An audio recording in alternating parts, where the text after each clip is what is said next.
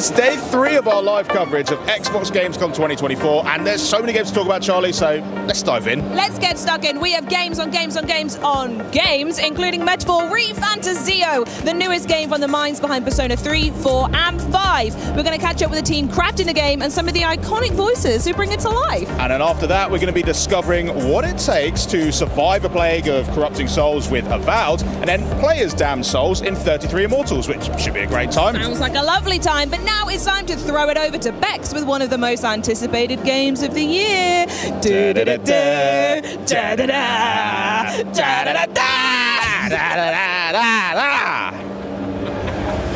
Well, if like us, you have been humming the Indiana Jones theme since this next game was announced, then you just might be as excited as I am right now. Here to reveal as much as I can possibly pry out of them about Indiana Jones and the Great Circle, please welcome Machine Games Design Director Jens Anderson and Creative Director Axel Torvenius. Hi guys, how are you? Hello, we're fine. Excited to be here. Yeah, I'm super excited to be here with you and talking about indie. Shall we dive into it? Please. First question I want to ask you guys. Obviously, this film franchise is incredibly iconic. And how did the game come about for you guys? Yeah, I mean, it is a bit surreal, right? We've been pinching ourselves throughout production. Is this happening? But it is, I promise. And so it all starts with, Todd Howard had been this, long-term vision and dream and ambition to do a new, interesting Indiana Jones game. He had the opportunity to pitch his core idea from a narrative point of view to Lucasfilm Games. They were also very excited about it. Then Todd took the project to Machine Games, checking in, I think you're a good fit as a studio to do this, and you can imagine the screams of joy within the halls of Machine Games as we were giving the opportunity to work on it. So we are super thrilled. Super thrilled indeed. I mean, thinking about how big it is and how excited you guys are, the thrill of that must be quite a feat to work with and develop as well. So how is the game prioritizing all of Indiana Jones's adventure from the films into the game? It's really about putting you into the shoes of Indiana Jones, like allowing you to play out this fantasy. What would you do as Indiana Jones? And with that obviously comes the iconic whip, being able to solve mysteries, escape traps, and doing all these things that we know and love from this iconic hero. Absolutely. I mean, I probably wouldn't choose the right chalice, but hopefully everything else in the game I'll have correct. It'll be fine. Speaking about the game then, let's talk about what the combat and maybe exploration will look like in Indiana Jones and the Great Circle. So it all comes back to the character, what could you do? So combat, compared to, we come from a background of working on Wolfenstein for a really long game, like big double-wielding shotguns. This game is not that. This is much more adventure-focused game. So that means exploring more open-ended environments, having proper puzzles into the game that's challenging for the player to solve without you getting stuck, being able to scale the environment using your whip, but also, the combat. Like Indy is known for his knuckle-busting, brawler-style combat, so punching enemies in the face or even picking up a banjo and smashing them over the head. It's all about trying to recreate that really almost comedic matinee-style adventure. Absolutely. At the end of the day, he is an archaeologist, but not quite BJ, but he does a good job with what's around him. Can't wait to get into that. Speaking of utilizing the environment, can we talk about the puzzles that we'll see in Indiana Jones and the Great Circle as well? Absolutely. This is one of the kind of new type of features that we haven't done so much with before at Machine Games. So that was a really interesting challenge. And as I mentioned, we want to make real puzzles. We want you to be this kind of professor, archaeologist. So there's a lot of games, big games out there that kind of dumb down the puzzles for the sake of just making sure the player gets the full experience. We have tried really hard to just make them exciting to explore and build all these systems, like we have the camera and the journal to help you through the puzzle. You get to investigate and discover, and if you still do get stuck, you have the camera, you can pick it up, you can snap a photo of the puzzle, and Indy will provide a little clue what you need to do. You can take another one if you get deeper, so you don't have to go off to YouTube to see the solution. Nice. It's also extremely important to try to hit the sweet spot of making sure that we have these complicated puzzles from a game mechanic point of view, but we also need to make sure that they feel like they fit within the environments, like it's an actual part of this ancient temple that you have discovered, that there's a contextual sense to it. So there's many different components, but we feel that we are in a very, very good sweet spot at the moment where it sits. I believe in you too. I can't wait to see them. Speaking about ancient temples and things, obviously we see a whole bunch of iconic and interesting locations that Indy gets to travel to across the films too. Whereabouts in the game will us players get to explore and discover? Yeah, so we have just the base narrative and the core story is already, it makes sure that we put the player on a global adventure. We get to visit a lot of different locations. The reasoning behind some of these locations is a twofold reason. One is, of course, that it fits the narrative, the story that we want to tell. The other one is also to make sure that we introduce new, interesting, exciting environments throughout the full campaign. So you will get this dynamic pacing of, wow, a jungle, a desert, mountains, So we're really trying to make sure that that balance and that contrast feels exciting and thrilling at all times. Yeah, that sounds great. I mean, a lot of us, I'm sure, me especially, I'm very excited to get my hands on that whip and take that out for a spin. Is there anything you want to share just now about whip wielding and how that can be used within the game too? It's such an important feature. Like it's iconic for the character. So from day one, it's been incredibly important to get right, and we've had super talented engineers and animators working really hard to get the feeling of it feeling right. Like there's a mix of simulation, physical simulation in there. There's a mix of animation that takes over that allows you to do all these things that we want to do. You can attach it to things in the environment, pull them, use it to scale walls. It's also a combat tool, so really being able to use primarily as an entry point to combat is a very good use of the whip. You can use it to disarm someone, so you can turn around and then use it to pull an enemy into what we call clinch, so you can punch them. It's a very versatile tool, and getting that to feel right has taken a lot of work. We have the audio part of it. We actually super important. Yeah. It's such an iconic part of Indiana Jones' character. So the amount of work from broad spectrum within the team that's been working on it and working hard to make sure that it is where it is today, it's been not an easy task. We even brought in experts, like we went to visit the Swedish bullwhip champion and our audio team went there and rigged mics and everything so we could get the sound just right. Wow. And see how it's actually being used. Oh gosh, that must have been quite the day. I love that. Can't wait for that part personally. So let's talk about what it was like working with Lucasfilm. Obviously, absolutely synonymous with Indiana Jones and a lot of amazing IPs. What can fans expect in terms of authenticity in your game? A lot. So speaking to the point of working together alongside with Lucasfilm Games has been extremely valuable and appreciated. We have been on a constant iterative basis with them, basically a weekly turn. We've been in contact with them.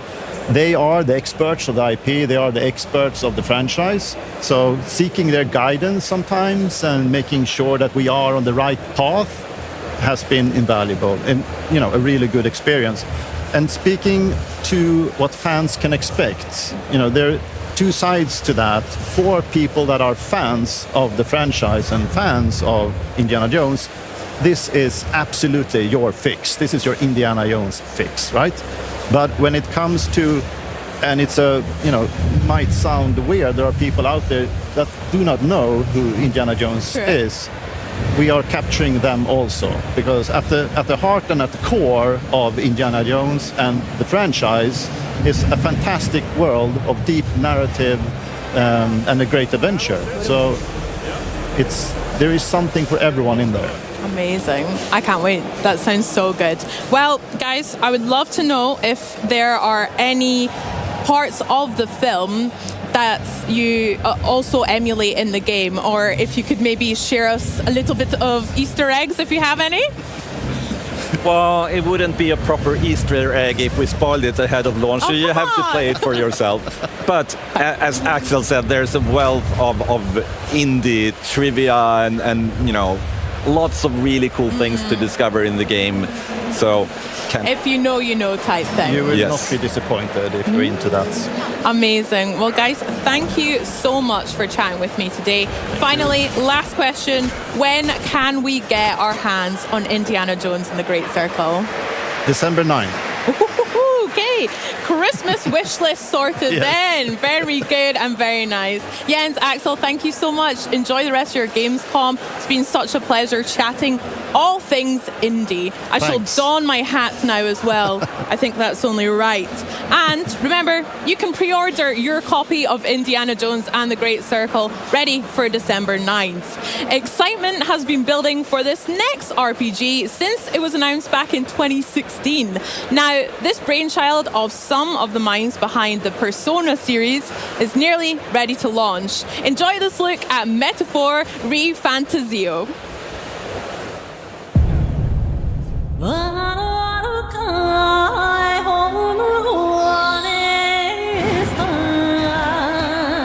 Only the one who has earned the people's support is fit to be king. People may struggle to trust a king whose face they do not know. I want to protect this country and its people. The city of Rylhaven. If you get rid of the culprit, I will appeal to the people of this town to support you.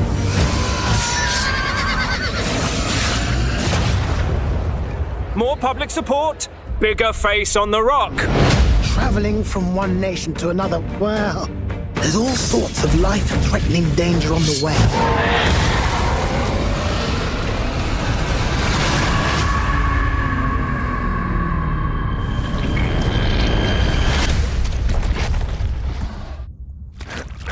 Can you smell it?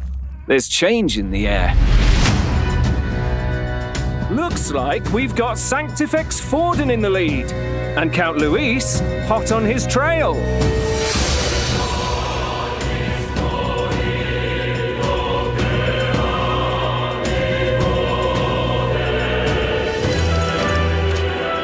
You dreamt of utopia. You saw the tribes united as one.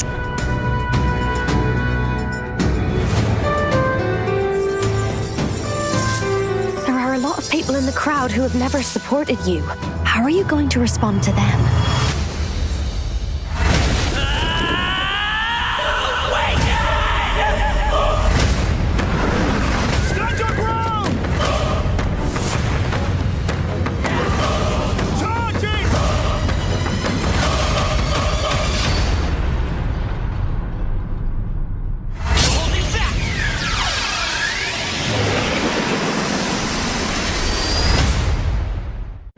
ゲームズコムにご来場の皆さん、こんにちは。メタファーリファンタジオディレクターの橋野桂です。本日はご参加いただきありがとうございます。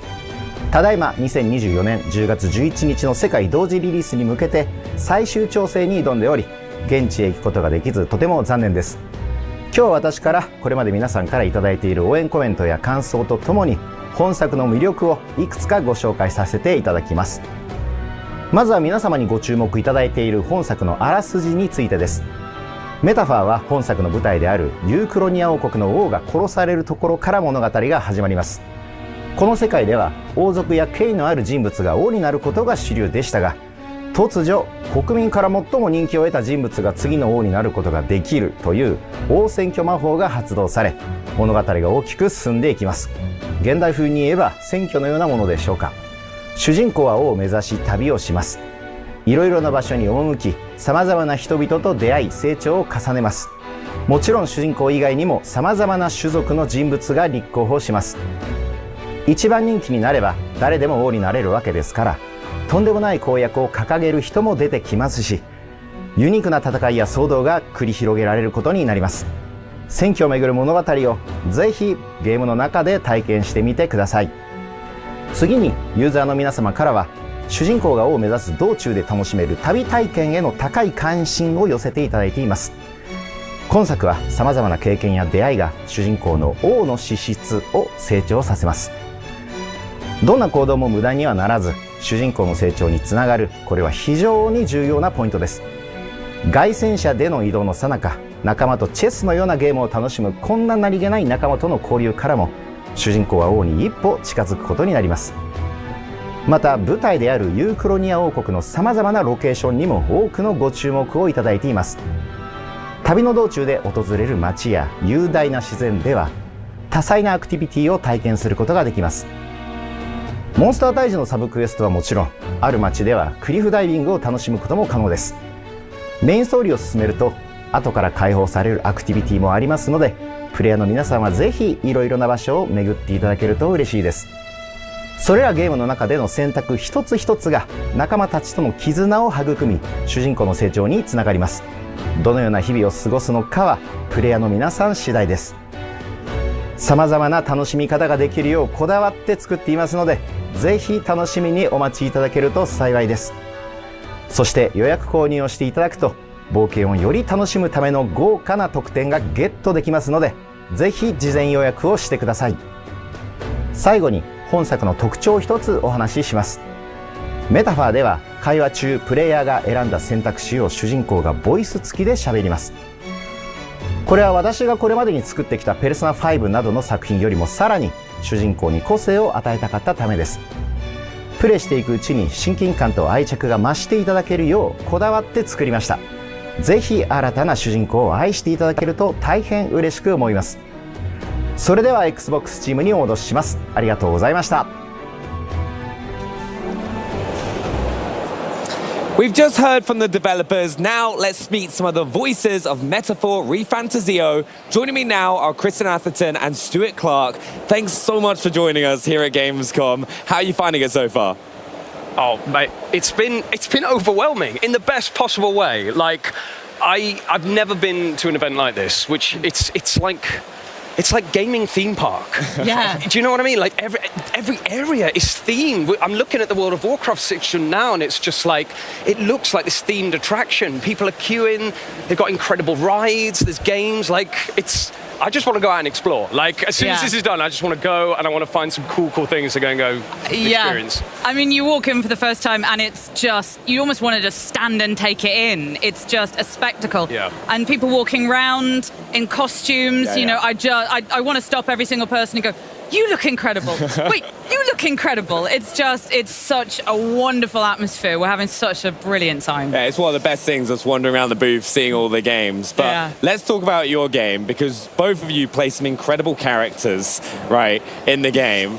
Stuart, do you want to start off with who you're playing and tell us about your character? I can totally start, yeah. Okay, so I play Leon Stroll, he is your first ally. He is your brother in arms, your ride or die, your main man, your special dude. I'm running out of ways to describe it, but he is like your first and foremost. Runs in very early. He is like a country noble who, basically, he's a man of the people. He's got this idealized version of what a noble should be, how a noble should act, how they should interact with the world, and it's an idealism that isn't always matched by the world that he exists within, and he butts up against that a lot. And I think it's so refreshing for him to find the protagonist and for them to share this kind of forged in fire experience early on, where they find that their ideals align and their motivations align, and he is able to join him as that first ally. Like his mouth gets ahead of him sometimes. Yeah. He's forthright. He will if he doesn't like you, he'll tell you. And if there's a grudge, he's going to keep that grudge. But if you're on the right side of him, he is your best friend. It sounds like everyone needs a stroll in their life. I think so. I think so. I agree. Kristen, what about your character? Well, if you need a stroll, you certainly need a Hulkenberg. Iceland Hulkenberg is, she was a knight originally, and she was the bodyguard of the royal family, the prince, and she sort of carries this extraordinary sense of honour and of her duty to the royal family. And when we meet her, she has this enormous wound because she was not able to protect the royal family in their hour of need. And so when we meet her, you get a feeling of she needs to redeem herself. You know, she needs to prove that she is the great knight, the great warrior, and she has your back. She is front and centre. You want Hulkenberg to be fighting your corner. She takes herself very, very seriously. She's maybe not the person you want to play a practical joke on, because she will not get it. However, you do want to go to a bar with her and eat some weird food, because she likes her weird food. Weird? What kind of weird food are we talking about? I mean, I don't want to drop any spoilers, but basically... Huge spoilers. Huge spoilers. Oh yeah. Hulkenberg's cuisine. Yeah. I don't want to ruin her maybe one joke of the entire game, but yeah, she will eat what pretty much no one else will eat. That is fair enough. It's pretty much me at Gamescom. I was just going there going like, oh, what have we got? Like, going around the town. Yeah. But one of the hardest things I find when with any prep for building these characters is, what are you given beforehand? Are you shown like images? Are you kind of given extra details so that when you're going to build this character, what's the approach for you? That's a good question. Yeah, it is a good question. Honestly, Bene, it can vary massively from project to project in terms of where you are in the recording process when the game's being developed. So it might be that you come in further along and there's so many assets. You can see full cutscenes, you're getting a full rendition of the world. Or it can go completely the other way and you're basically performing to an Excel spreadsheet and everything is having to be conjured by your brain. I think with this one, it was sort of an in-betweeny stage where when we started the project, there was very little. There was like nothing to go on. I remember Scott, the localization director, was sort of describing these things, describing humans, human monsters, and I was like, okay, yeah, right, I get it. Do you get that? Yeah, yes, Stu, yeah, I get it. I didn't really get it. But then the assets start coming in, and you start seeing these animatics, these cutscenes. There we go, there's one. And you start to see the scale. You start to understand, like, oh, wow, this is not what I pictured. These are not traditional monsters. This is not a traditional fantasy world. It's when the assets did start coming in, and especially when we started dubbing cutscenes and stuff like that, then I started to go, oh, this is different. This is like a different experience, fantasy-wise, to anything that I've done before. A lot of the monsters, they're almost like Hieronymus Bosch kind of, creations. They look sort of beautiful and terrifying at the same time. I don't know about you, when I auditioned for Hulkenberg, I was given, this is what she looks like, and a lot of kind of descriptive, kind of characteristics. And very quickly, I look at that and go, well, I look nothing like that. So you have to really imagine, you have to pretend every time you're in the booth. One of my directions was, you've got a six-pack on, your armor is a six-pack. And, I'm a sweet little English rose, so stuff like that helps me massively. No, it must be a lot of fun though getting into those roles, because they're like, as you said, such different characters to what you've done in the past. Yes, 100%. There are a couple of moments in the game that are huge battles, especially for a character like Hulkenberg, and I'm quite an extra performer. I like going big, and a lot of the directions that I kept being given was, Kristen, you're very good at fighting these battles. Things hurt less. Do less.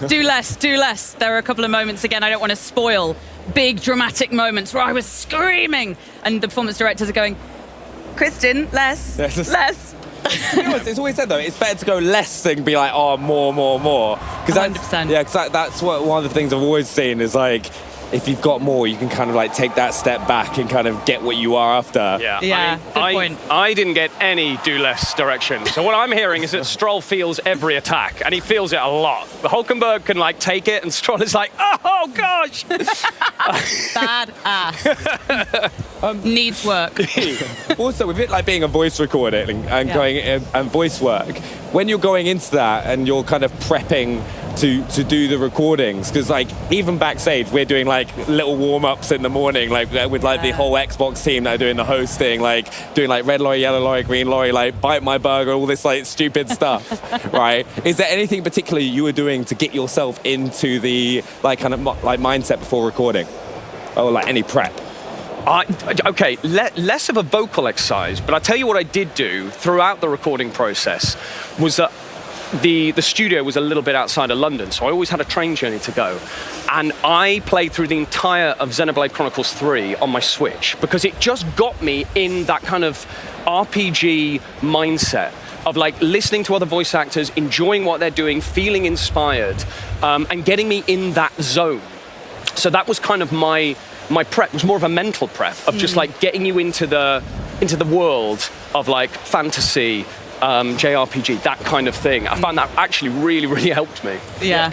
No, I like to listen to computer game soundtracks when I'm on my way. You know, it's very tempting. You're walking around, you know, South London, and you hear this epic music in your ears, and you're like, I am a warrior. Yes, all of you should fear me. And actually, as soon as you take the music out, you're like, I am not fearsome or scary. But yeah. Honestly, it's been so much fun, like just kind of like seeing how you approach these characters in the world, and I can't wait to play the game myself as well. So thank you so much for both of you coming and joining us and like finding about the process and hearing about your characters. And a big thank you, and I hope you enjoy the rest of Gamescom and get a chance to get around the booth as well. So remember as well, the epic story of Metaphor ReFantazio unfolds when the game launches October 11th. So check out the pre-order and get ready for the adventure. But coming up, the team from 33 Immortals stopped by to help us join the rebellion in this unique 33-player co-op. And later, we'll give you the ultimate booth experience with an Avowed demo only seen here at Gamescom. And remember, Avowed will be available on Game Pass day one. So get ready, and a great way to get ready is to take advantage of an offer from Xbox Game Pass. Get new games on day one like Call of Duty Black Ops 6 on October 25th. Play some of the biggest games of the year and also unlock partner benefits from Riot Games and EA Play. And if you're not already a Game Pass member, you can join right now and get your first month of PC Game Pass for $1 or €1. This offer won't last long, so act now. But also, now we turn to a nutty puzzle platformer that trades acorns for ammunition. Welcome to the wild world of Squirrel with a Gun. My name is Dan D'Entremont, game director for Squirrel with a Gun, the game where you play as the neighborhood's most obnoxious rodent, committing crimes and causing mayhem in pursuit of golden acorns. And I'm so excited to share a bit about what makes this nutty sandbox shooter and puzzle platformer so special. The core of Squirrel with a Gun is in its nutty sandbox gameplay. We had to make sure the gameplay was as crazy as the concept. You play as an unhinged animal as it wreaks havoc on the world around you as you explore and complete hidden objectives. You can be a nice squirrel and ask for snacks and pose for photos. You might get some rewards for wholesome interactions, like helping a bride find her missing groom, shooting some hoops, going on a little water adventure, and heading to the skate park to show off some tricks. But you can also choose to be a nuisance, pestering the community, like running them over with your little RC car, giving someone a shave riding the drone, doing a showdown with Wild Will the cowboy. There are so many different ways you can interact with people in this game, and a lot of hidden side quests to complete with the NPCs in exchange for the highly desirable golden acorns. Regular acorns and the rare golden acorns are used as currency to unlock new weapons or other interactable items, like your RC car. This game also has a lot of clever puzzle platforming. Not only do you jump and climb around like a normal squirrel would, but because this squirrel is often equipped for combat, you can use a gun's recoil to boost its jumps. This feature is utilized in various ways based on which gun you are holding, and sometimes you need a specific weapon to help you navigate a puzzle. For example, you wouldn't be able to get the acorn on top of this roof without a shotgun to blast you up there. We had a lot of fun making each puzzle super unique. There's a minefield that you have to sneak through to get the rewards on the other side. The neighborhood itself has all sorts of backyard puzzles, like getting some air with bouncy umbrellas, or getting low in the crawlspace maze. Some of them can get a little crazy. You can take to the sky on a bouncy castle, and head underwater to get some rewards. Let's take a quick pause in the gameplay to show off some cosmetics we've been working on to style up our squirrel. My favorite outfit is the diving suit because it lets you explore a hidden underwater cave that you otherwise wouldn't have access to. A few of the cosmetics even have tactical effects. Wearing a bomb suit will reduce explosive damage, and the sparkler hat can light propane tanks on fire. And of course you can't have a squirrel with a gun without the gun. There's 7 different weapons to unlock in the game, each with its own unique takedown and jump boost. You can learn more about them by watching our previous Arsenal trailer. Each one is a blast. I hope you learned a little something about how squirrels can wield weapons and cause chaos, and I can't wait for all of you to get your paws on this passion project of ours.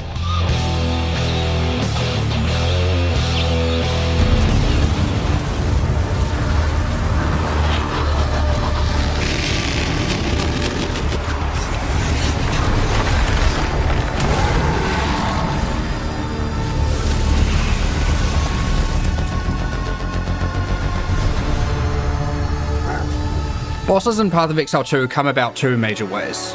You obviously have the more traditional approach where you create a narrative and you design a boss around that narrative. No noose this time. I'll remove your head myself!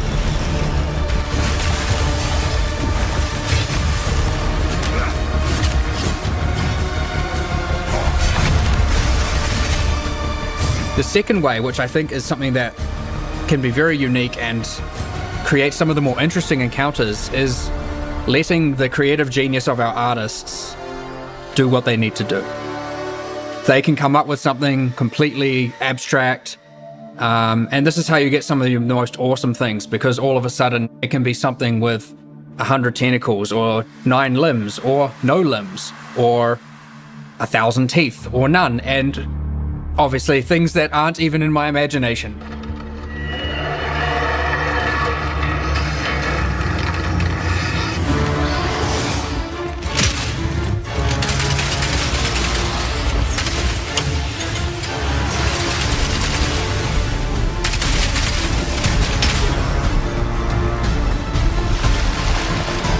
Well, a boss in Path of Exile 2 ultimately is the culmination of decades of experience, making hundreds, if not thousands, of bosses in its predecessor, taking all that knowledge together, and puts it in a package that delivers the best of what could possibly be of boss encounters in an action RPG environment with bosses that are utilizing Souls-like mechanics.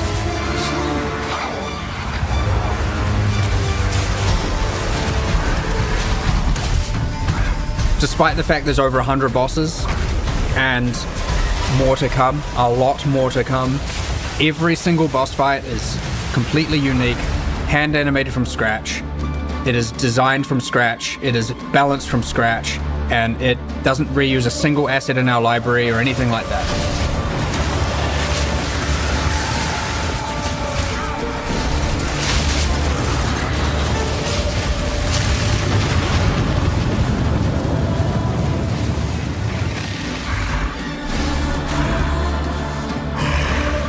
One of the main challenges balancing boss fights in Path of Exile 2, especially compared to its predecessor, you have to, in a single attempt, reduce the boss from full life to 0 in order to then progress through. If a player cannot defeat them now, then they're stuck.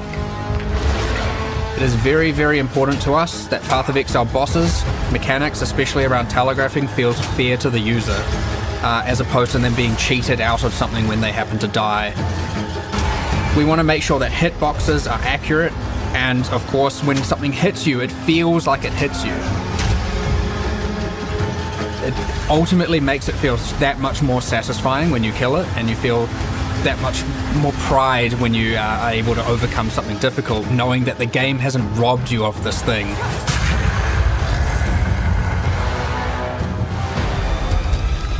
At the end of the day, you want to see that healthy balance where some people are struggling, and you want to see that moment, that second-hand moment where someone overcomes that challenge and is so happy for doing so.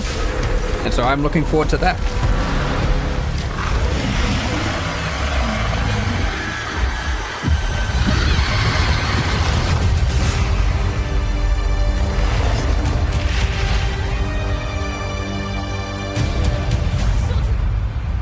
XCOM experience, we have been giving away prizes all week. And now it's time once again for one of you lovely lot to win something truly awesome. If that sounds like music to your ears, then head over to twitch.tv/Xbox for your chance to win the Riffmaster wireless guitar. It's so perfect to play music like a true rock star in Fortnite Festival. And of course, it's compatible on Fortnite Festival across Xbox Series X and Xbox Series S consoles. Now head to chat and rock on.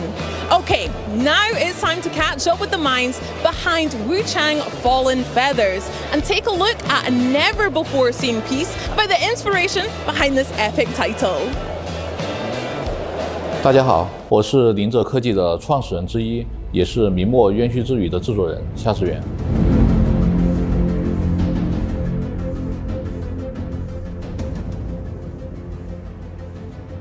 林哲是一家位于成都的游戏公司。成都有非常丰富的历史底蕴和传统文化，这里有神秘的三星堆，有脍炙人口的三国故事，也有大量的历史建筑和文物。我们在这片土地上生活和工作。作为游戏从业者，我们很希望能够把这些独特的东西带给大家。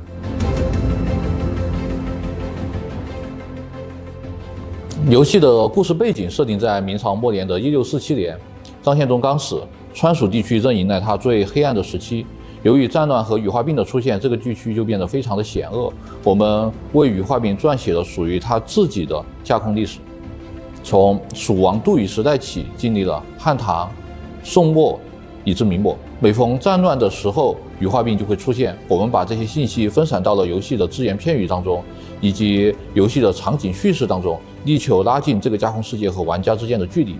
而无常作为主角，他需要在这些传说中寻找复活妹妹的线索，而在这个过程当中，玩家和主角都会逐渐去接近整个事情的真相。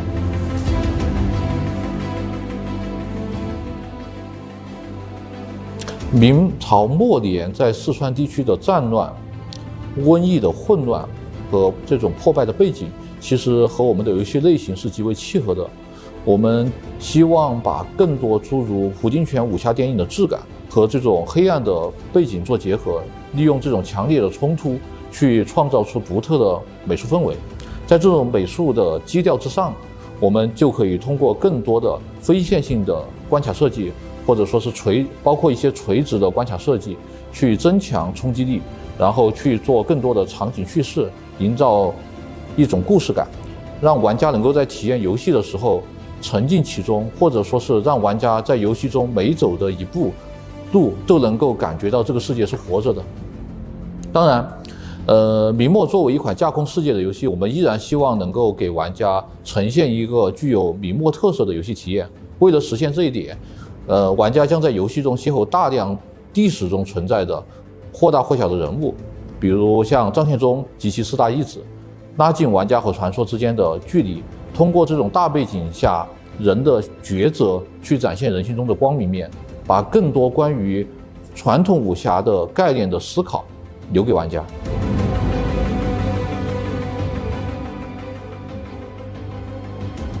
游戏开始的时候，其实给玩家提供了一个容错率非常高的区域，允许玩家慢慢的熟悉游戏当中的一些独特的机制。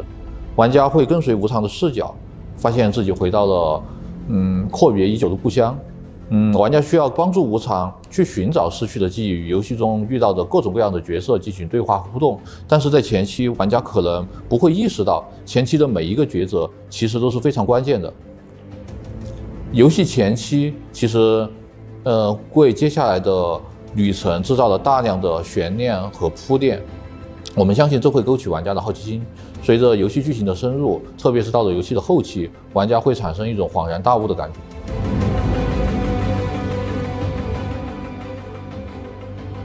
实体扫描是一个非常好的方案，因为扫描技术可以把时间的痕迹很好的记录下来。四川还有周边地区存在着大量的明代古建筑以及少数民族的建筑和村落。我们为了去把属于那个时代的特征带给大家，大量使用了像激光扫描仪、相机、无人机等各种各样的设备，去获取物体表面复杂的几何信息，从而生成这些复杂的模型，让它们能够进到游戏当中。这样的话，玩家就能够在游戏中行走在这些过去的时间当中了。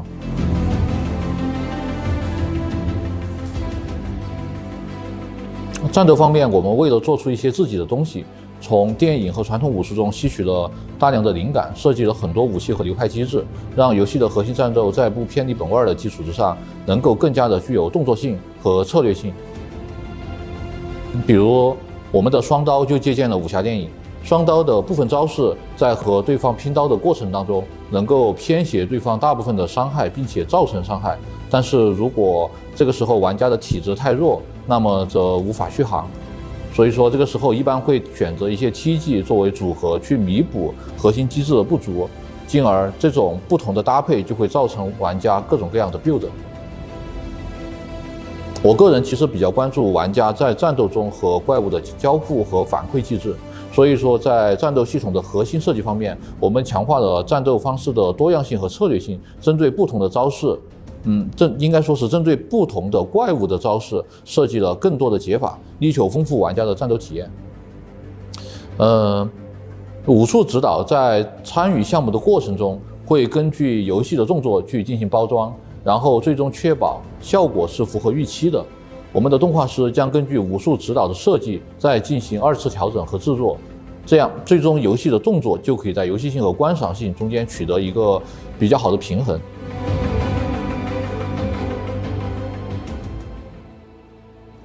当然，首先很高兴能够时隔数年再和广大玩家见面。这个宣传片的主题其实是说从人堕落成怪物。这个主题更多是希望表达游戏中的一个主旨，就是一切的力量都是等价交换，玩家也会随着无常的旅程，看到游戏中大大小小的人物为了自己的执念染指了未知的力量，造成了非常可怕的后果。然后宣传片中出现的 BOSS 其实和无常是有血缘关系的，游戏中家庭的这个主题也将在这个人物的剧情中得到体现。随着距离我们2025年的发售日越来越近，我们还会陆续给大家带来更多的内容。感谢大家的关注和支持，我们会和505 Games 一道紧密合作，尽快把更多的内容带给大家。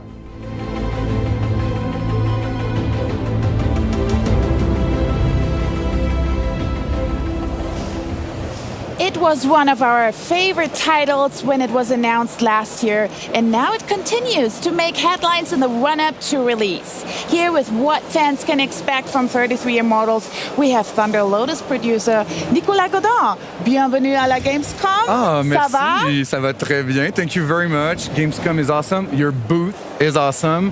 It's very impressive. And you actually were here last year with 33 Immortals on our Gamescom stage. Yes. But yeah, it's been a year, it's been a minute. Could you give us a refresher on the ABCs? I'll give you a little recap. So 33 Models is a co-op action roguelike game where you join the fight with 33 players with you, and then the goal is to fight masses of monsters and like epic bosses, and all that in a raid, pick up and raid. It's how we call it, the pick up and raid vibe, where we want to give this raid accessible take for players, like low key, low effort. You just join in and you fight all together. And Phil Spencer is a fan. We know that. We are very happy to mention that Phil was our first community member since he played last year. But to be fair, he was really nice with us. He played with us. He was very. He's our fan. We love him, and it was a good moment with him last year. And you got community testing now under your belt as well. So could you tell us more about the reactions? Yes, it was interesting. Throughout the whole year, we had a closed alpha and a closed beta. For the closed beta, we were very surprised. We had around 47,000 players. We weren't expecting this at all, but we are very grateful and happy to have all these players joining in. And it was nice because we also had a survey in it, and we asked them, would you recommend that game? You know, this classic, would you recommend it? And we were very happy to hear that 94% of them would recommend it. So for us, it was clearly a big success. Congratulations on that. Thank you. And those community testings can be very revealing. So what did you learn about that for your game, and how does your team evolve things before release? Yeah, indeed, we learned a lot. First of all, we confirmed that our core game mechanic is working very well. The fact of playing with 32 players as a big group in the world, at boss fight, it was a good success. People appreciated all the co-op mechanics. The boss fight, again, they were very appreciated. And also, it's something very TLG-like. It's that we know we have gorgeous art, like gorgeous animation, gorgeous art everywhere. It's really our like tagline when you talk about Turtle Lotus, and we respect that and people appreciate that. It was very good.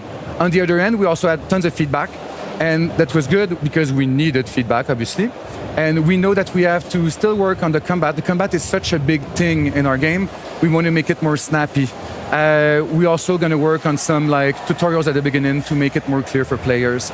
We want to work also again on some communication features we have in game. We'll pimp them up to make sure that people have all the tools to communicate with each other very easily. And the last of it is also all about the difficulty. We want to make sure that every player will be able to jump in and enjoy the game with the right difficulty level. Right now, it was a bit too difficult. So yes, and especially raids can be very difficult. They can be very demanding, sometimes elite. And do you have a different approach on that in the game? But you said it exactly. Like raids in games, people will have the conception that you really have to dedicate yourself. You have to take time. You have to grind and like make your character more powerful. Have a group that will show up at the same time. We want to take another like vibe at this. We want to make sure that people can just open the console, go in our Darkwoods hub, equip a weapon, equip beautiful capes and ornaments because that's important. And then like just jump in. And the second you're in the world, you are with 32 other players and you play together. This is really our take on the pick up and raid, and we wanted to make sure that the game will be easy to access, but yet still be challenging. And this is our biggest challenge, I would say, because it's easy to make just a game that is very easy, but it still has to be fun, challenging to the player. So this is really our focus in the past few months, where we want to make sure that our game will be perfectly balanced for this, yet very accessible. I love that. Accessibility is so important. But I remember you talked about the tutorials. Did anybody beat the tutorials, actually? It's a funny moment.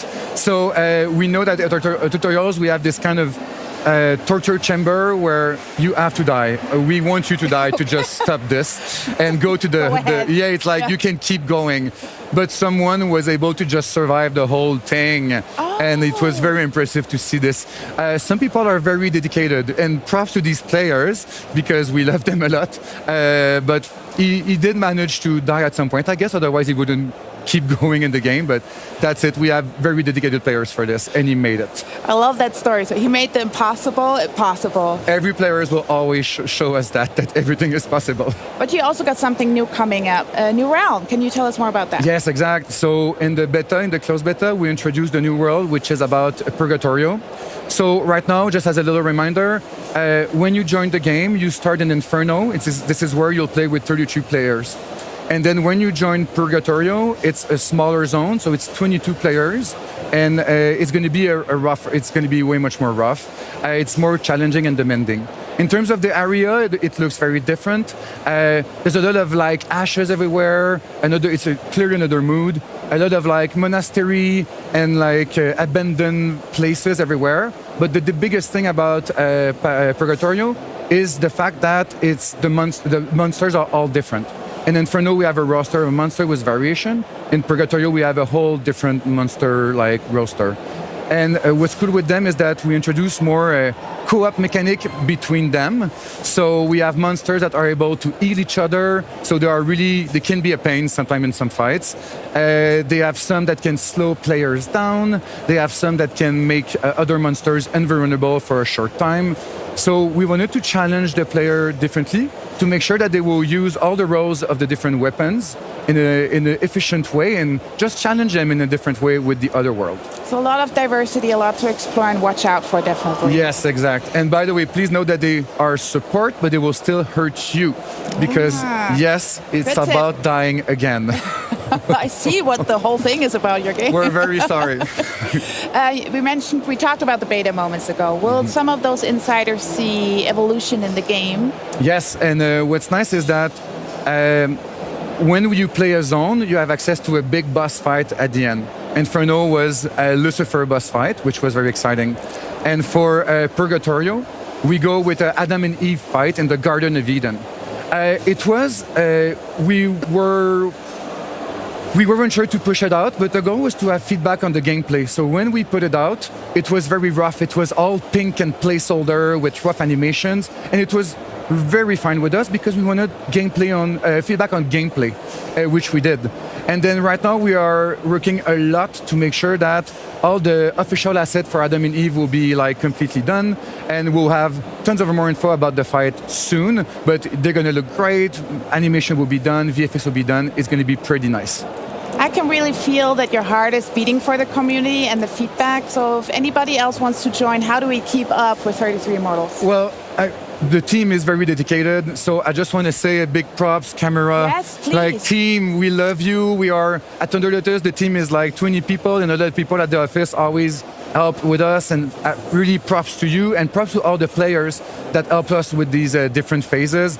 We love you. Keep coming back. And if you want to keep contact with us and the game, first of all, join 33immortals.com.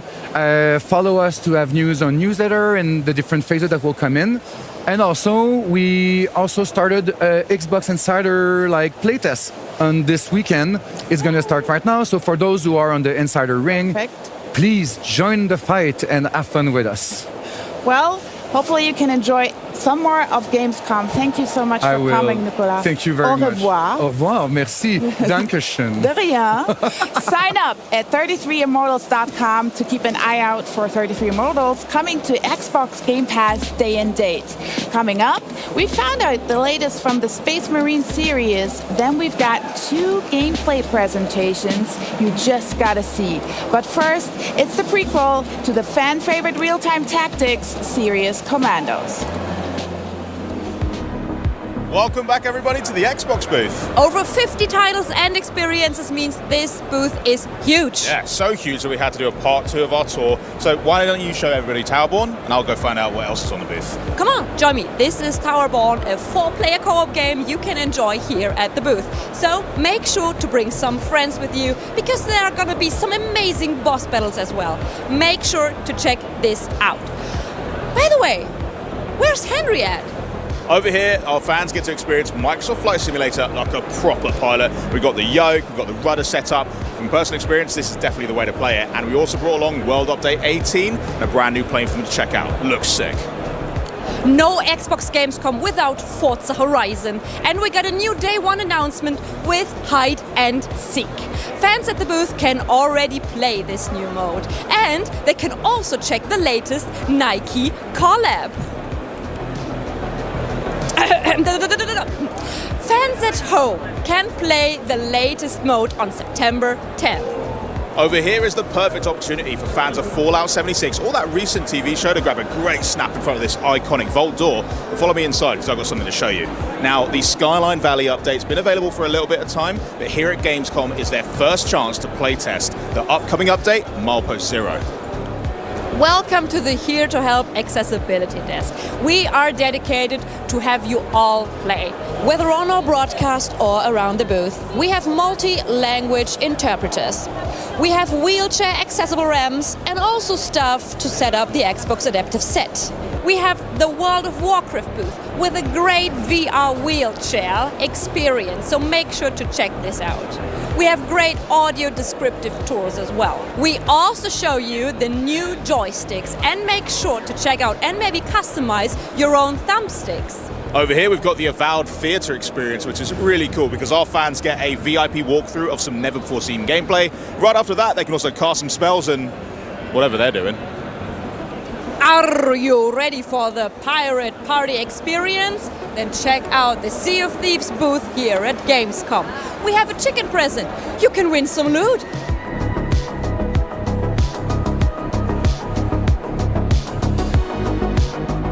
Can you imagine to control an ever-evolving nation? Then Ara History Untold is your game. Fans can choose between different historical figures.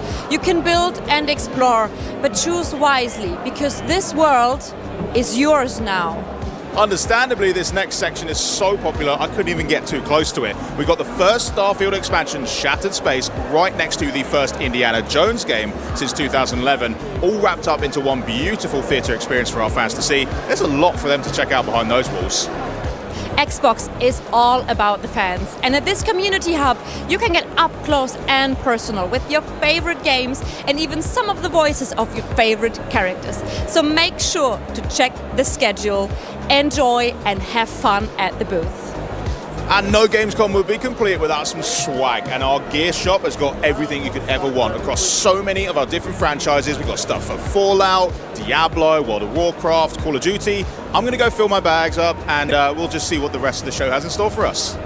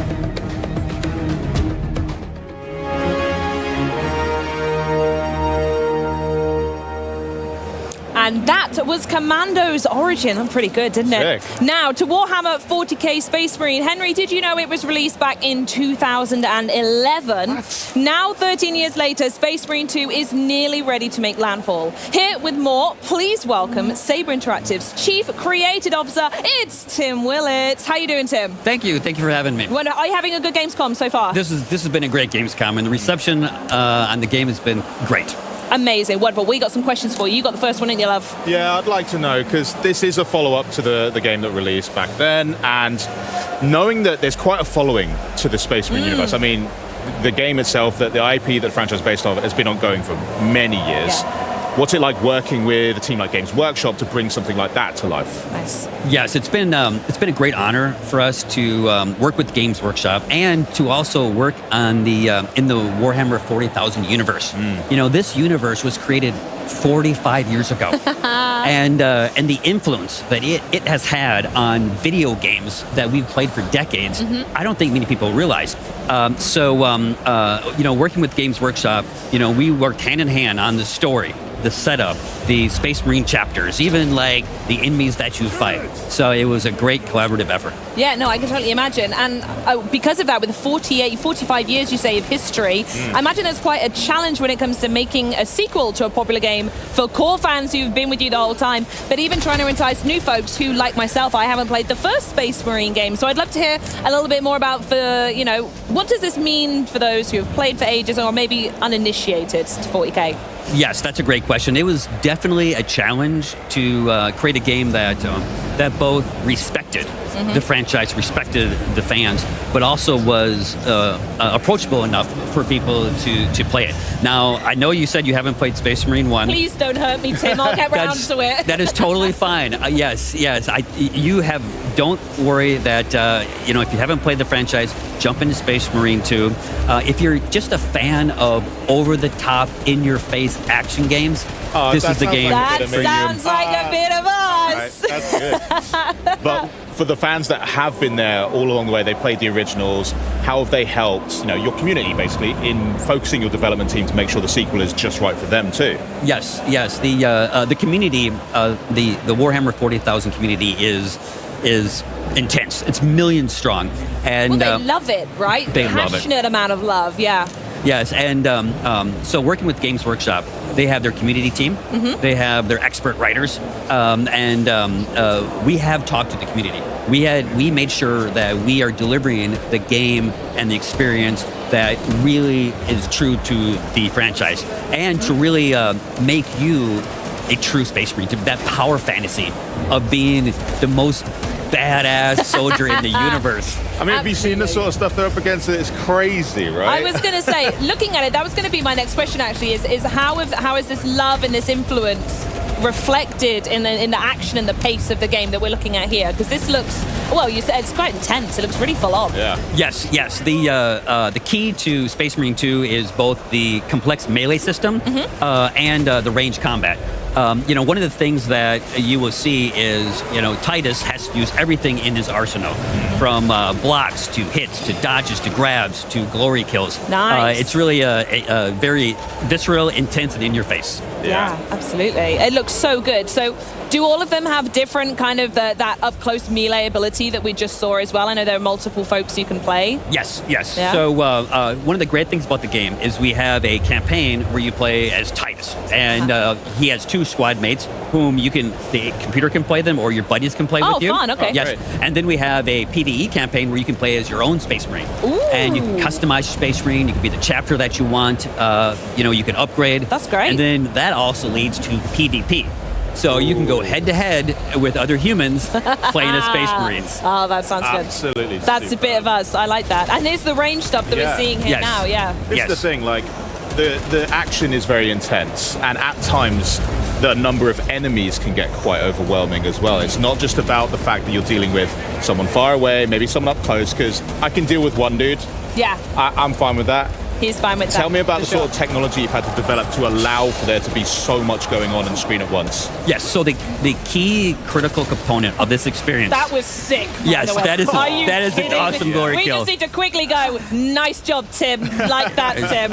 Yes. So the Swarm engine. The Swarm engine was developed by Saber Interactive in World War Z, and that has been developed, and now we're in Swarm Engine 2, where we can bring massive amounts of Tyranids, never seen before, and they just come at you and they break apart. And every one of those Tyranids, based on our new AI director, starts thinking, and they're thinking about killing you. And it is an over-the-top war, like epic, never seen before, epic war, where you are the main fighter. And is this just going around in the skybox? Because I don't know about you, Henry, but the idea of loads of Tyranids flying at me sounds kind of fun. Is it something that you can see from a distance, or are they coming at you? Yeah, they're much scarier. They're just Tyranids. Yes, especially when there are hundreds and hundreds. Well, yeah, that's true. Yes. Yeah. But they come at you with everything, and you need to use every weapon in your arsenal. Every move that you practice to stay alive. You can see here where the Tyranids are moving into the battlefield, and they're just on their way. Off. It's nuts. And as they approach, they immediately break out into individual units that have their own AI. I was going to say, how does that work with the swarm? Are they all on a set path, or as soon as they land, is it just the fastest route they can get to you and start messing you up? So our new advanced AI director coordinates the battle. Nice. So the swarm can come from different directions. The swarm kind of like breaks apart, like when they separate. That can happen at different times, based on the state of the battle, based on what you're doing, and based on what your Space Marine buddies are doing. Tim, you've done it again. Did you see that one? No, I'll watch that that one one. was sick. And watch the show back. that one was yes. I'm so distracted. This looks so good. You just said that they assess what the like state of the battle is. Yeah. So does that mean they're also reactive? And if they're thinking, oh, he's got this lane covered, let's direct some around here to sort of flank. Is that the sort of thing you're talking about? Yes. So you are a Space Marine. You're a Primaris Ultramarine. Okay. But we can't make the game super easy for you. Nah. So you'll feel like, I'm bashing these Tyranids, but then they overwhelm you. And then the AI director can bring in more advanced units from different directions. They can flank you. So the ultimate goal is to feel like you're not going to survive, to feel like this is you're going to lose, but you make it and you win, and it's a great feeling. It's like at every opportunity you're just about to like close the gap, feel like you're getting ahead, and then you guys are just like Sebulba, just chucking a wrench in my engine. Oh, I'm falling back again, and it's all over. Got to work from scratch again. Yes. Crazy. Yes. It's very Good intense. reference, Henry. Oh, thanks. Yeah. Very on brand for you. I like it. Yeah, that gameplay we were just looking at, by the way, the sheer size of it. Yeah, here we go. Look at this. Oh yeah. I mean, we can see a little bit of the swarm here. Maybe. Yeah, that's a flying. They're flying Tyranids. In this particular battle, they're attacking these huge kind of radio towers, and you just like destroy them as you try to survive, because they start landing. Different units start landing on the same platform that you're on. And as you can see, there's lots of ways that you can go about killing bad guys. Yeah, not for you, mate. So it's not just mindless violence. There is also quite a lot of like objectives, mechanics to be following as well. Strategy, Yes. So if you played the first one, and I know you haven't, that's okay. I've got some homework to do. I understand. This is our melee system is much more advanced. It's much deeper, and our range combat system is also much more advanced. So I like to call it the dance of death, where you have your melee, your blocks, your reactions, your critical hits, and then you can also pull up your ranged weapons, take out enemies from a distance, and you really need to learn how to use the tools in your arsenal of death to win the battle. And it's not just the people right in front of you. I know we're taking things off the chain here, the Tyranids, but the chain's integrity in the top right corner. So I'm clearly guessing that if you let that get to zero, mission over for you. Right. Yeah. Yes, definitely. Absolutely. Were there any other technical developments that really plussed up Space Marine 2, by the way? This is our own technology. Nice. And when you build this technology for a game, you can make it awesome. We talked about the swarm. We talked about the AI director. It's crossplay. No. Yes. Ooh, I love that. So you can beat up your buddies. I will. You're first, by the way. Yeah, I can tell. Yes, and then the true you can play solo, you can play PvE, and there's a full-fledged PvP mode as well. So it's a very dense game. It's as dense as a Space Marine. Oh, I love it. So give us some more juicy information. When can we actually get our hands on it? So Space Marine 2 comes out September 9th. If you pre-order it now, you can play it early. It's right around the corner. Wow. We're testing the servers, making sure that the infrastructure can survive the Tyranid horde that's coming. We feel good. The reactions to the gamers here playing it, it's great. We're excited, and we want to get it out the door. Amazing. Thank you, Tim. It sounds like you're super busy. We'll let you get back to work on getting on the horde. Thanks for stopping by. Running out of time, Tim. Crack on, bud. Yeah, we're looking forward to it, though. I'm definitely playing. Yeah, 100%. For sure. Well, coming up, though, our friends at Xbox Game Studios show us how nations are made in our History Untold. And then we're going to catch up with the team from Obsidian Entertainment to give you guys, an exclusive gameplay presentation direct from the Avowed Theatre here at Gamescom. But first up, it's what First Descendant fans have been looking forward to all year long. It's Invasion's right around the corner, and we also got a look at what you can expect. And we also just learned, by the way, Charlie, that the newest Descendant, Haley's character trailer, will be revealed before the update goes live August 29th, so stay tuned for that. But in the meantime, have a look at this. Turn the ship around. We're putting back. We managed to fend off our enemy's large-scale attack, but the war is far from over. The Colossus still threatens us, and our enemies are plotting new strategies. Can Ingress ever find true peace? Has Corel really given up on the war? After Corel's fleet disappeared, the Vulgus began moving from deep within the dungeon to raid the Ancestors' facilities in Ingress and reclaim the outpost. Detecting this, Ingress immediately dispatched a scout. That scout's name is Haley. Haley, who rose from a supply soldier in the guerrilla unit to a legendary sniper, is now a newcomer in the Descendant Corps. Ruthlessly eliminating enemies with her anti-material sniper rifle, she dominates battles with her ability to drop her body temperature and emit cold air when her emotions run high. When shooting from a distance, her weapon's critical hit multiplier increases, making her an excellent fit for sniper rifles. She possesses sub-zero bullets that fire multiple shots in an instant, and a storm snare that pushes back and rapidly cools down enemies in front. Above all, Haley's specialty is switching to her anti-material sniper rifle and firing a single, incredibly powerful shot, stronger than any other attack. In Season 1, the Vulgus launches a new strategy, the Invasion. Invasions occur randomly in 2 dungeons of the hard difficulty infiltration operations. Players can choose to enter between the existing operations or the invasions.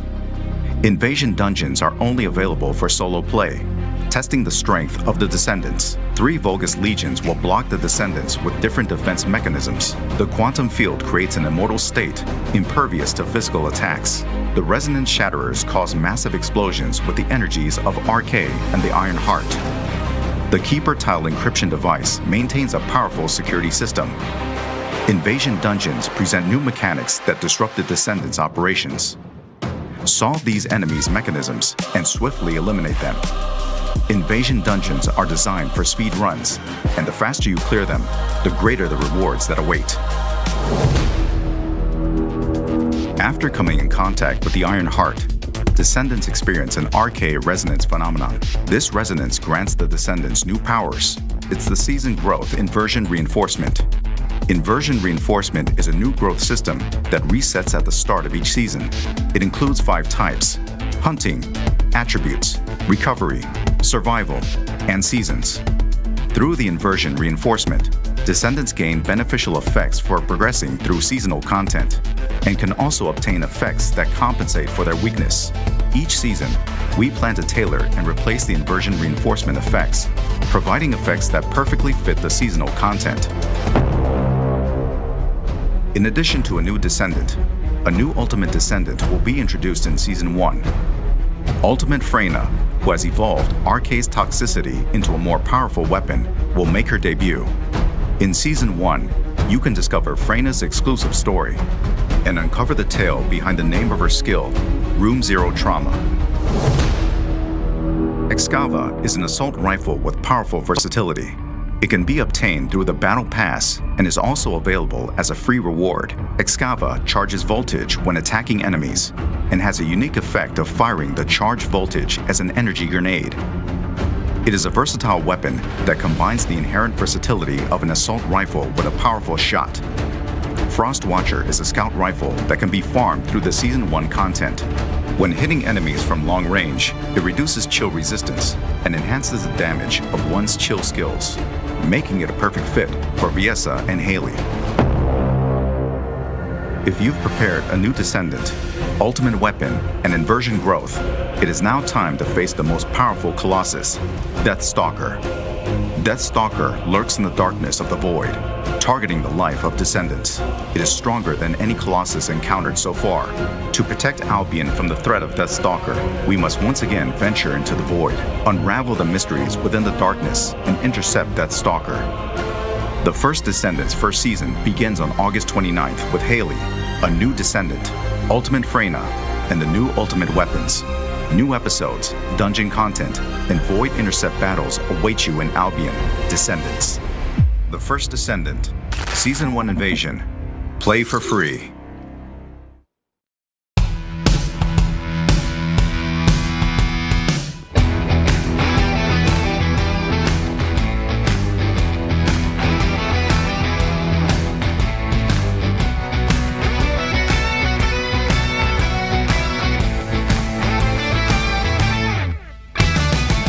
Hi, I'm Carrie Patel here at the Avowed booth at Gamescom. We're so excited to introduce you to the Dawn Treader Quest and Dungeon. And in just a moment, you'll get a walkthrough from senior narrative designer Kate Dollarhide, who's also the writer for this quest, and our community support manager, Chris Stanek. Don't forget to wishlist Avowed on Xbox and Steam, and look out for our release on February 18th. Thank you for joining us, and welcome to the world of Aora. Hi, I'm Kate Dollarhide. I'm a narrative designer at Obsidian Entertainment. Hi, I'm Chris Stanek, the community support manager here at Obsidian Entertainment. We're so excited to show you Avowed. I'm going to be walking us through the dungeon. I'm going to be playing the game. So let's get into it. Let's jump in.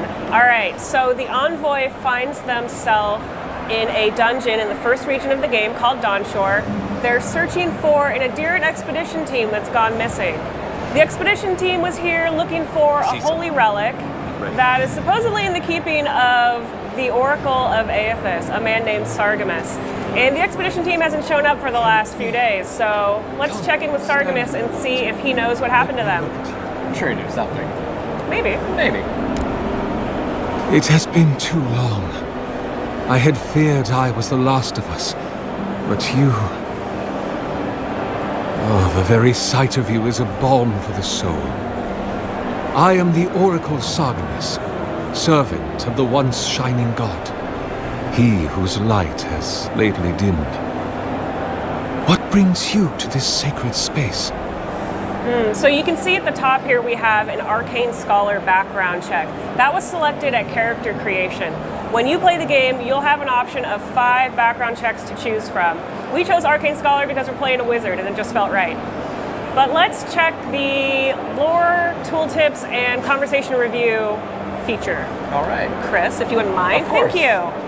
All right, so on the left here we have the conversation history feature. This is going to allow us to scroll back through conversations we've already been through and just, check on anything we might have missed that we wanted to confirm. And you'll notice here that the words "once shining god" have been highlighted. This is our lore tooltip feature. Once shining god is a reference to the god Aethys, the god of redemption, light, rebirth. He's also Sargamas' god. So here on the left side of the screen, we have a short paragraph about who Aethys is, his context, and a menu where you can select different lore tooltips. So these tooltips are helpful for us to, deliver lore from the world of Aora to players who are new to the setting or who are returning after a long time away, and just get everyone up to speed without bogging down the dialogue with a lot of exposition. So these are super helpful for us and hopefully for you. Let's back out of that. All right, I'm looking for an expedition of my countrymen. Did they pass this way? An expedition? I'm afraid I don't understand. An expedition? Treasure maps, matching outfits, campfire songs, the works. I am familiar with the concept, tomb raiding and the like. What troubles me is why they would come here. These ruins are not so different from the many others on this island, except that they are a good deal more treacherous. And this representation of Aethys we stand before, it is the work of my own hands. They could not hope to move it. Do you know what their purpose is here? Let's select option 2. They were searching for a relic you're rumored to keep here. Ah, the splinter of Aethys. I suppose it was too much to hope they were here to examine these exquisite ruins. Truly, it is their loss. Where do you keep the relic? I might find them there. It rests in a shrine deep within this temple complex, beyond the reach of looters, visitors, or indeed, myself. The path to the relic has fallen to ruin. Some sections are flooded, and others are infested with all manner of creatures. Although, perhaps you might assist me with that. If you're about to ask us to tidy up, think again. My place is a much bigger mess. Oh, no. I had something far grander in mind. You see, this construction beside us is no mere statue, but a reliquary I have built to house the splinter of Aethys in its appropriate grandeur. It is nearly complete, and ready for the splinter to be interred. But I can no longer reach the relic on my own. Return it to me, And who knows? Perhaps you will meet your expedition along the way. All right, I'll be back before you can say 10 praise Aethuses. I am most grateful. Oh, and please refrain from touching my statue or devices. May light illuminate your path, cousin. All right, so Sargon has had quite a lot to say there, but essentially he was saying that he didn't see the expedition team that we're looking for, but if they're looking for the relic, that might be where they are. And it just so happens that he also needs this relic to complete his statue here. His beautiful statue. He worked really, really hard on it. He has. He's put a lot of stuff on that. It's like when my son makes things out of popsicles. It is giving Lego. So you made me lose my train of thought. You're demonic. So looks like our quest marker is pointing us to an area down below us, but I see that Chris wants to explore a little bit. So let's look at these breakable boards. It's got a sword symbol there. Can we get the sword out? Yeah. Leave those be. They protect my devices. Oh, I don't think he liked that. Yeah, he'll be fine. Surely he won't hold it over us later. Let's leave those alone for now and keep exploring. So, ooh, more breakable boards. Awesome. Let's hop across this chasm. Keep heading up. So we have designed Avowed with a lot of vertical space in mind to make use of our parkour system. So it always pays when you're exploring. So have a look around and always look up. You never know what you'll find. Like this chest. Ooh, we've got an accessory and some crafting materials. Let's open up the inventory screen, take a look at that. So that's going to be Night Mistress's favor. This is going to give us additional essence for standing next to our companions. Essence is what spellcasters cast their spells from. It's our... I can't remember what the word is now. It's our resource. It's our spell resource. Yes, it's our spellcasting resource, of course. So Night Mistress's favor is going to allow us to cast more spells for longer by generating additional essence when we stand next to our friend Kai. So let's look at the character screen. All right, so we have attribute points on the left and our character sheet on the right. You will have seen the attribute points come up in conversation. We select a number of those at character creation and then a few points here and there on level up. So we have put a number of points into intellect because we're playing a wizard. So we want that additional essence and that elemental resistance to give us a little more survivability in combat. Now let's turn to our character sheet. You can see that we're level 6. We are close to getting a new level, close enough. We've got our background there. And then our health, essence, stamina, data, all those good stats that you can keep track of over the course of the game. So let's look at abilities. All right, we have put quite a number of points in the wizard ability tree because we're playing as a wizard. The first one we selected was the Wand Mastery passive. This is going to give us the ability to do additional damage with wands. Because we're double wielding wands, that's going to allow us to do a lot of additional damage. And then down below it, we've got the Blood Magic passive. This is a really fun way to play and definitely one of QA's favorites. Blood Magic essentially lets us start casting from our health when we run out of essence. So if we're slinging spells back and forth in combat, we don't have to use an essence potion, we can just start using our health. It's a risky strategy, but it is very powerful. Let's look at Grimoire Mastery. All right, Grimoire Mastery does a number of things. First, it lets us use higher level spells as we upgrade the ability. It also lets us memorize spells from our grimoires. So if you have a grimoire you really like, but you get a new one that's cool and you want to try, you can spec into some of those spells from your previous grimoire and then toss it aside and pick up your new one. Let's look at our active abilities. Well, in the grimoire, it's all because of the power of reading. That's right, we do love to read here in Obsidian. Okay, so active abilities, we've got a Corrosive Siphon. This pairs very well with Blood Magic. So essentially with Corrosive Siphon, you use this ability on enemies, it steals health from them and returns it to you. As a Blood Mage, this means that I can cast more spells for longer and I don't have to worry about dying in combat. We're not gonna die. Never, you've never died while doing this. I haven't and I don't plan on it. Unkillable? I'm offended that it was even brought up. I'm sorry. I won't bring it up again. Our other active here is Arcane Veil. This is your classic magical barrier ability. Because we're playing a wizard, we're wearing light armor, we want to be light, we want to be nimble, move around the battlefield quickly, but that also means we're opened up to a lot of additional damage. Arcane Veil is going to help us catch some of that damage and not take it ourselves. And then down here we've got Bristling Frost. This is a spell we learned from our grimoire. Bristling Frost is going to create a ring of frost on the ground at your feet, and it's going to deal accumulated freeze damage to any melee units that come and get up in your business. They're gonna try. They're not gonna make it though. No, you won't let them. That's right. You're just that good. Well, let's not go crazy, because what's gonna happen is I'm gonna die so many times just now because of this. It's hubris. This is the curse. And now that we've said it never happens. Oh, it's totally gonna happen now. All right, so our quest beacon is sending us through this tunnel full of water, so let's just have a swim as we go look for the expedition team.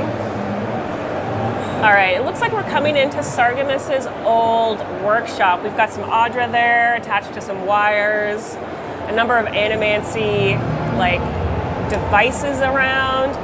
Yeah, so Audra is central to the universe of Pillars of Eternity, where the people, plants, animals die, their soul leaves their body, flies into the nearest Audra pillar, and then goes deep into the earth to re-enter the cycle of reincarnation. Sounds like a lot of work. But can you argue with the results? No, you're right. All right, so it looks like we've got a godless sigil here. Excellent, and a essence generator there in the back. So the essence generator is going to unlock that godless sigil, but let's see what's actually being locked here. Top down in the water. All right, it's a gate. Excellent. Ooh, and there's a chest back there. I want to know what's in that chest, but I don't see an easy way into this room. I can try to ram it. What? I'm just gonna try to ram it. Just try to ram it? Yeah. Well, that's not working, so let's go back to that top level and see if there's another place we could look. Check this area a little more thoroughly. All right, it looks like there's a breakable wall there with an explosion symbol on it. We're not going to be able to break that down with our swords, so we're going to need grenades. Nice. I was going to try ram it again, but I don't think you would have liked if I tried to ram it again. Here we have an essence generator. This is going to unlock that gate. You can see that it has a electricity symbol on it, so that means we need something with electricity to turn the generator on. For us, that's going to be an electric lily seed, a electricity spell, or if you have a companion with you who uses electricity, you could use their ability too. For us, we're going to need an electric lily seed, so why don't we get that equipped? I finally feel like I'm on a cooking show where something's pre-cooked. You're like, and here's the chicken. And here's the switch. Yes. You did it. All right, so the generator is running. We've got an accessory and some crafting materials. Let's pop open the inventory and see what we have. Band of Transcendent Suffering. So we're going to deal 10% additional damage, but also take 10% additional damage. It's a little risk, a little reward. I think it's going to be fun. Let's equip it. I like it. All right, back to swimming, following our quest beacon here. It looks like we're coming up on Sargemus's library, an enormous library, which is pretty impressive in the world of Aora, where there is no printing press, so all these books are handwritten. It looks like we also have a number of red dots in our mini-map in the top left corner.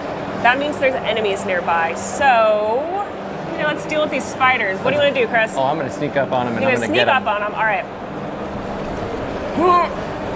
Nice. Quick and quiet. Give me a power attack to that spider. Arcane Veil. Corrosive Siphon. Spread the love around. Oh, yeah. Spiders love the corrosive siphon. All right, yeah. Another power attack on that spider. We're building up that stun meter over time. That's going to allow us to do a special attack when the stun meter's full. Looks like Kai's done his companion ability, and now he's taunting that spider, drawing aggression away from us, which is very nice. And now we get that special attack. Hit it with some electricity. And a little bit of electricity grenades. Back off and finish it with the wand. Awesome. Easy. Nice job. Thank you. All right, let's keep moving. Ooh, it It looks like we've got a blocker here, some webs in the way. Thankfully, Kai has an ability that will let us get right past that. Let's use Kai's fire starter ability. Ready, bang. And that should burn right away. There we go. It's always handy to have a useful friend around. A guy who can do tricks. Yeah, right? He always has a lighter. And, you know, I'm walking around, I run into a web, I'm like, there it is. I gotta get Kai. Call him up. He's dependable. That's what we say about Kai. All right, so I don't see any sign of the expedition team, but what I do see are some Zorps and a water beetle. So let's join their party. Ooh, it looks like that damage we did to the water beetle is filled up again because he's being healed by the Zorp elder. So we're gonna need to take out that elder right away. Yeah, burn him down with corrosive siphon. Get all my health back. Looking good. Arcane Veil's active. We're healed again. Kai's getting in the mix. Good. Oh, we got good Bristling friend to be. Frost. Excellent. So we're dealing some accumulated frost damage. I'm gonna get the Zorp up here. Thinks he's cheeky. Where'd he go? There he is. Running away from us. Did he jump up there? No. Beetle left? Yeah, the beetle's left. The little beetles. Oh, he's so fast. He's nimble. There you go. Nice. Did it. All right. Done and dusted. Let's keep moving. You didn't doubt that I was gonna die there, did you? Like, I thought about it. Okay. I thought about it, but I was like, no. all right. I trust Chris. I remember that. Yeah. Okay, so we are still looking for the expedition team. Let's poke around this area and see if there's anything interesting we can find. I see 2 godless sigils above a locked gate. And there's something in there these ruins don't want us to get to. Thankfully, there's a wire on the left and a wire on the right. I think those are going to go to the essence generators. So the one on the left was going below us. Let's pop down there and see what we can find. Yes, there it is. All right, that's one down. Where's the other? Should be close by. It was right off to the right. Oh, there it is in that gap. What? Oh, on the left. Right on the there, left. right there, right there. Yeah, there it is. Got it. Boom. Nice. All right, with both those sigils activated, the gate is open. We can get our prize from the sarcophagus. Bitter bonding. Let's check that out. All right. All right, 10% of weapon damage restored as health. This is going to be super helpful for us as blood mages. So as we're doing damage, we're going to get a little bit of health back. That sounds fun to me. Let's equip it. You got it.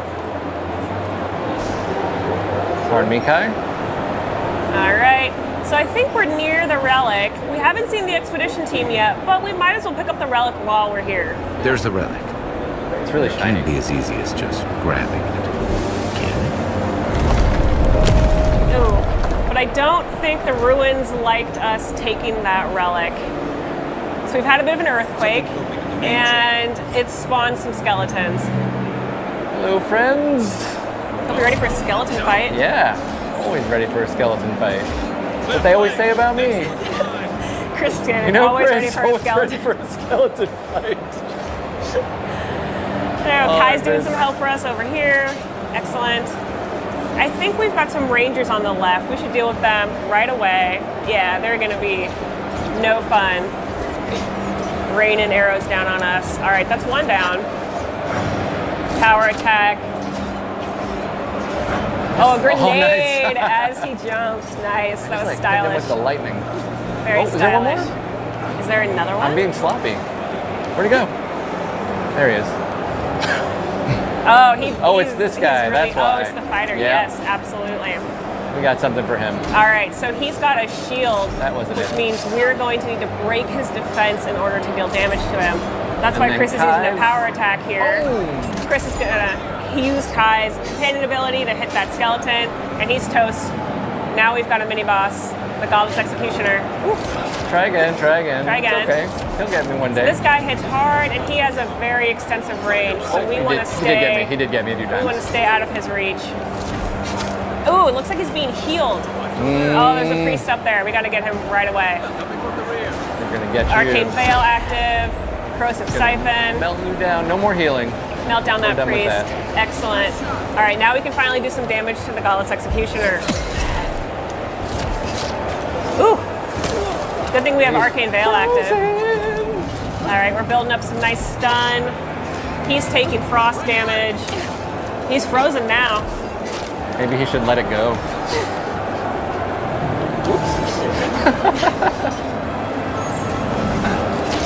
All right. Ooh. Maybe Kai wants to get in on this dude. Kai gives us a hand. Oh, and Kai finishes him off. Thank you, Kai. Such a good buddy. Well, we still got a few more skeletons to mop up. All right, hit him with a electric lily. Oh, no. We're gonna need to break his defense before we can do some damage on him. All right, I have to stop messing around. One moment. Oh, Chris. One moment. There you go. Get that health back. Oh, it didn't work. I got potions. All right. Resort into a They're potion. over here. I can't believe it. I know, it's the first time all day too. Watch your back. All right, there's the ranger. This. Another electric lily. Yes, come into my electric pool of fun. You, sir. I've had it with you. Yes. Bristling Frost does it again. All right, Kai, I need some help. Thank you. Thankfully, And Kai's again. here to give us a hand. Boom. See? Awesome. You were So we worried? built up that stun meter, and now we got to use a special attack. I wasn't worried at all. Okay. I was a little worried. I was a little worried. That's everybody. All right, I was a little worried. Okay. Okay, it looks like the fight is through, so we can keep going. Ooh, it looks like that earthquake caused some roots to grow and this area to flood, giving us a new way out of this zone. Our quest has also updated there on the left side of the screen. Now we have a few new objectives. At this point, we have a few options. We can go back to town, Paradise, and look around the Adirian embassy and see if there's anybody who wants this relic that we've grabbed. Or we can go back to the Oracle and say, hey, I got your relic, and see what he does with it. Or we can continue looking for the Adirian expedition team, which we still have not found. And it's looking like one of our quest beacons has turned into an area beacon. It's that little circle inside the larger mini-map circle. That means there's something more to find in this area, so we maybe need to look around. Hey, I see a purple crack in the floor. There it is. What's that? Yeah, what's that? Let's crouch down through this sneak through ivy. I bet there's something back here. Ooh, a hole in the floor. Perfect. Something's not right. Kai does not like Take the a look. vibes. Oh. This Looks doesn't like look it, good. No. Not Looks at like it all. might be the Adirian expedition team. Oof, this is Yeah. awkward. Yeah, that's the expedition leader's journal. That's too bad. Well, we found the expedition. Looks like they've only been dead a few hours. But how did they get in here? They can't have come the same way we did. We swam here. What's stranger is there's not a scratch on them. No sign of what killed them. It's like every member of the expedition team just collapsed. It looks like we passed this intellect check, so I want to select this one. They didn't get locked in here on their own. The Oracle put them here. We're using our big brain. Problem solving. That's right. Here's an idea. This temple is full of old animancy equipment. Could he be building a giant animat? I've heard of those, but I've never seen one. They're suits of armor brought to life by bound souls, right? The Oracle couldn't have put the expedition's souls in the statue of Aethys, right? Let's go ask him. You were gonna do the crack? Try. Oh, I can't do it either. Oh, that was a good one. That was a good one. Whatever the Oracle has planned for that relic, and for us, it can't be good, Envoy. Aethys is a dangerous god associated with Eora's bloodiest wars, and he recently killed thousands of people in Deadfire. Now, we have a piece of him, and we're about to face a maniac who wants it desperately. Tread carefully. So Kai is right to be concerned. He thinks the Oracle might be engaging in animancy, which in the world of Eora is a little dicey. Animancers have a pretty poor reputation, and honestly, in much of the world, animancy is illegal or really frowned upon. Animancers are soul scientists. They use essence, or the stuff that souls are made of, to enact great magical works in the world, but also a lot of tragic stuff. So let's go talk to the Oracle and see what he has to say for himself. He's got a perfectly reasonable explanation. He seems, you know, It's gonna be on the up and normal. up. Yeah. These things that people do. You have been gone some time. Do you carry the splinter of Aethys? I found the bodies of the expedition team in your workshop. Did you kill them? I did not expect you to be so thorough in your explorations. Nevertheless, I am impressed. As to whether I killed them, well, that is a matter of semantics. Does death occur the moment the heart ceases beating, or when the soul is broken upon the wheel? In one sense, then they are quite dead. In another, they remain very much alive. In either case, they have entered a state of change, and the impetus was mine. Let's see. It looks like we passed this perception check. You're gonna put their souls in your statue, aren't you? Yes, you and you alone see my purpose clearly. You see, I have given them the opportunity to be part of something larger than themselves. With your help, I shall give them a new commission. To prosecute the redemption of a god. How do you expect to redeem Aethys? Do you carry the relic I asked you to collect? I do carry it. We do. Excellent. The relic you have retrieved was stolen from Aethys' body. He is bound to it, or it to him. And before the events at Ukaizo, he would speak to me through it. He speaks to me no longer, but I believe he resonates with the splinter yet, as I do. If I am correct, when it is placed in the statue, the magnifying power of the Ardra will draw him into it, and he will be trapped. Locked into the reliquary with a chorus of furious souls acting as his conscience. He will finally begin the work of making right all the wrong he has done. All that is left is for you to place the splinter into the statue's chest. Will you do it? I mean, we could just give it to him and he could go up there and What do do it. you think? We gotta go No, up there I and want do to it do too? it. I want to Okay, do the okay, cool stuff. okay. Yes, I will put the relic in All the right. statue. I want to see where this is going to go. Once you have placed the splinter into the statue... I'm just saying he could go up there and do it. Like, He's 600 years old. Give him a break. He's got brittle bones. All right. All right, guy. This time I'll bring it up there, but next time, It's your turn. yeah, you're gonna fight the skeletons. All right, let's hop up on the scaffolding. Get the relic in there. Nice. There we are. Now, to fill the statue with essence.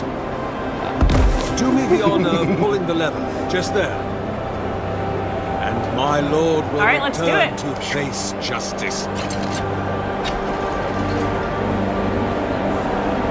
Any hope of my god Aethys, are you there? No, it's not working.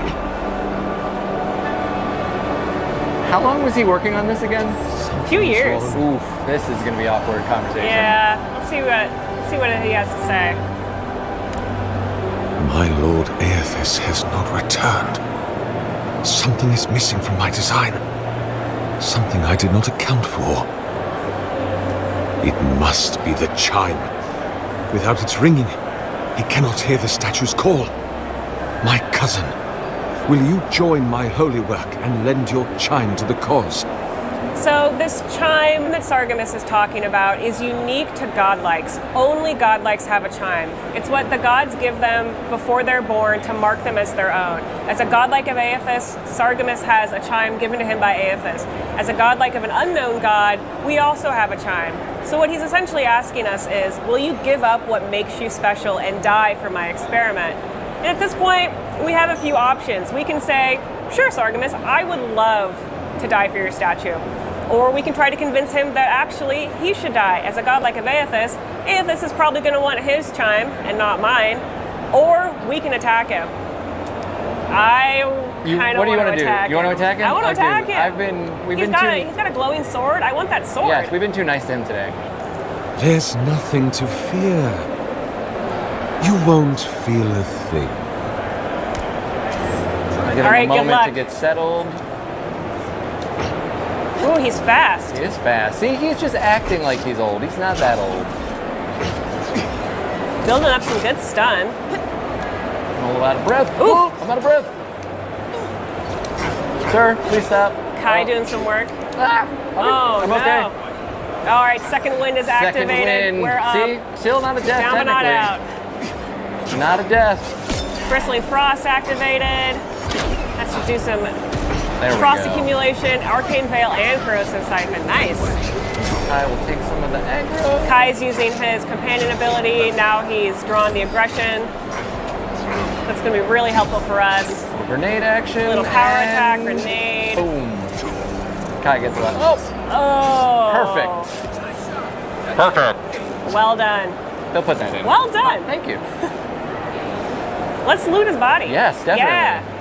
All right, he's got a great sword. Last light of day. Can we equip that, please? Of course. Ooh. Beautiful. All right. So that's not the end of this quest, but it is the end of our time together. So thank you so much for looking at Avowed. We were so excited to show this to you, and we hope you play it on February 18th. Thank you so much. Ara History Untold, a 4X grand strategy game spanning the ages, is beautiful to look at, yes, but it's even more fun to play. Here to walk us through this epic world, please welcome Xbox Game Studios executive producer Matt Turnbull. Matt, thank you so much for joining us today. Hello, thank you so much for having me. I'm so excited to be here. Oh, this is going to be a fantastic segment. How are you enjoying Gamescom so far, though? Gamescom is my favorite event of the year. Agreed. Honestly, it brings so much energy to be able to interact with people who love games, who do those things. The booth we have this year is incredible because we're so detailed and beautiful over there. Yeah, we're finally coming out, right? The game is finally ready. It's coming out September 24th. Have to drop the date in there. But, check. Yeah, check. Done. But the booth has just been a really fantastic experience. Getting to actually let people play hands-on with the game, experience the game. It's the way it was meant to be played, and just feel like they could become a leader. 100%. Well, we're going to do exactly that now. I cannot wait to see this live gameplay demo we're going to do. So I'm going to let you just kick things off, get us into the game, set the scene, and I'll check in when I'll get a little bit nosy. Anytime. You're always welcome. Thank you, Matt. All right. So as you probably know, Ara History Untold is a historical grand strategy game. It bears a lot of DNA from your classic 4X genre and some of the other genres around, historical grand strategy. This is Xbox's first foray into this genre. It's honestly not a genre that we've truly explored, truly gotten into before. We've made, obviously, with the Age franchise, with RTS, but true, grand strategy, turn-based, is new territory. And luckily, we have this incredible partner, Oxide Games, that has a tremendous amount of experience. People who have worked on almost every great strategy game you've ever heard of or played. And they are such an incredible partner, and we're so excited that we get to help them bring this game to life. Oh, stunning. Okay, so as usual, our first question when we enter a game is, what are we going to be? Who are we? Yes, so right now you can see I've got Shaka Zulu here as the head of the Zulu Empire. He has all these different interesting abilities. We have 10 leaders here at Gamescom. Now, when the game launches, we'll have over 30 leaders available to play from. Wow. But we only brought 10 with us to Gamescom this year. So you can fit in the suitcase, I get it, Exactly. Just gonna make room. So right now, I think for today, though, I will play Nefertiti.